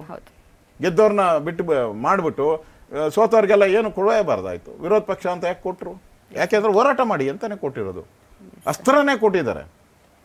ನೀವು ಅಸ್ತ್ರನ ಬಳಸ್ಕೊಂಡಿಲ್ಲ ಅಂತ ಹೇಳಿದ್ರೆ ಕೆಲವರೆಲ್ಲ ಹೇಳ್ತಾರೆ ಅಸ್ತ್ರ ನನಗೇನು ಅರ್ಥ, ಉಪಯೋಗನೇ ಇರೋದ? ಅಸ್ತ್ರ ಇಟ್ಕೊಂಡು ಯುದ್ಧ ಮಾಡೋಕ್ಕೆ ಇಲ್ಲದೆ ಹೋದ್ರೆ ಏನು ಉಪಯೋಗ ಇರ್ತದೆ? ಇರೋ ಅಸ್ತ್ರಗಳೆಲ್ಲ ನಾವು ಆಡಳಿತ ಪಕ್ಷದ ಮೇಲೆ ಬಿಡಬೇಕು. ಯಾವಾಗ ವಾಯುವಾಸ್ತ್ರ ಬಿಡಬೇಕಾಗ್ತದೆ, ಯಾವಾಗ ನಾಗಾಸ್ತ್ರ ಬಿಡಬೇಕಾಗ್ತದೆ, ಕೊನೆಗೆ ಏನೂ ಆಗಿಲ್ಲ ಅಂದ್ರೆ ಬ್ರಹ್ಮಾಸ್ತ್ರ ಬಿಡಬೇಕಾಗ್ತದೆ. ಬಿಡ್ತೀರಿ, ಮಾಡ್ತೀರಿ. ಅದನ್ನು ಮಾಡುವಂಥದ್ದೇ ವಿರೋಧ ಪಕ್ಷ. ಅದನ್ನು ನಾವು ಮಾಡ್ತೀವಿ. ಖಂಡಿತ. ಈ ಕಾರ್ಯಕ್ರಮದ ಒಂದು ಕೊನೆ ಹಂತಕ್ಕೆ ಬರ್ತಾ ಇದ್ದೀವಿ. ಸೊ ಒಂದು ಕಾಮನ್ ಮ್ಯಾನ್ ಆಗಿ ಎಲ್ಲರಿಗೂ ಇದೊಂದು ಪ್ರಶ್ನೆ ಇದ್ದೇ ಇರುತ್ತೆ. ಸೊ ನಾವು ರೋಡ್ ಟ್ಯಾಕ್ಸ್ ಕಟ್ತೀವಿ, ಎಲ್ಲ ಟ್ಯಾಕ್ಸ್ ಕಟ್ತೀವಿ, ಟೋಲ್ ಚಾರ್ಜಸ್ ಎಲ್ಲ ಕಟ್ತೀವಿ, ಎಲ್ಲನೂ ಮಾಡ್ಕೊಂಡು ಹೋಗ್ತಾ ಇರ್ತೀವಿ. ಇನ್ನು ಹಳ್ಳಿಗಳ ಕಡೆ ಹೋದರೆ ನಮಗೆ ತೊಂದರೆ ಇದ್ದೇ ಇದೆ, ರೋಡ್ ಸಮಸ್ಯೆ ಇದೆ. ಅದರ ಆ ಒಂದು ಬೇಸಿಕ್ಕೆ ನಮ್ಗಿನ್ನ ಅಲ್ಲಿ ನೀರಿನ ಸಮಸ್ಯೆ, ಈಗಲೂ ಜಗಳ ಆಡ್ತಿರ್ತಾರೆ. ಸೊ ಅದ್ರ ಬಗ್ಗೆ ಯಾಕೆ ಸರ್ ಅದು ಹಂಗೆ ಉಳ್ಕೊಳ್ಳೋಕ್ಕೆ ಯಾವುದೇ ಸರ್ಕಾರ ಬರಲಿ, ಯಾವುದೇ ಒಂದು ರಾಜಕಾರಣಿ ಬರಲಿ, ಯಾರೇ MLA ಬರಲಿ, ಅದು ಇವತ್ತು ಹಾಕ್ತಾರೆ ಡಾಂಬರು, ನಾಳೆ ಅದನ್ನ ಕಿತ್ಕೊಂಡು ಹೋಗ್ತಾರೆ. ಈ ಒಂದು ಮಾತುಗಳು ಜನಕ್ಕೆ ಬಂದಿದೆ. ಸೊ ಅದಕ್ಕೆ ನಿಮ್ಮ ಅಭಿಪ್ರಾಯ ಸರ್? ನೋಡಿ, ಒಬ್ಬ ಕಾಮನ್ ಮ್ಯಾನ್ ಆಗಿ ನಮ್ಮನೆ ಮುಂದೆ ರಸ್ತೆ ಮಾಡ್ತಾ ಇದ್ದಾರೆ. ನಾವು ದಿನ ಎಲ್ಲ ಕೆಲಸ ಮಾಡ್ತೀರಿ, ದಿನ ಎಲ್ಲ ಸಿನಿಮಾಗೆ ಹೋಗ್ತೀರಿ, ದಿನ ಎಲ್ಲ ಎಂಟರ್ಟೈನ್ಮೆಂಟ್ ಮಾಡ್ತೀರಿ, ಆಫೀಸ್ಗೆ ಹೋಗ್ತೀರಿ. ಅಲ್ಲ, ನಮ್ಮನೆ ಮುಂದೆ ರಸ್ತೆ ಹಾಕೋವಾಗ ನಾವು ನಿಂತ್ಕೊಬೇಕು.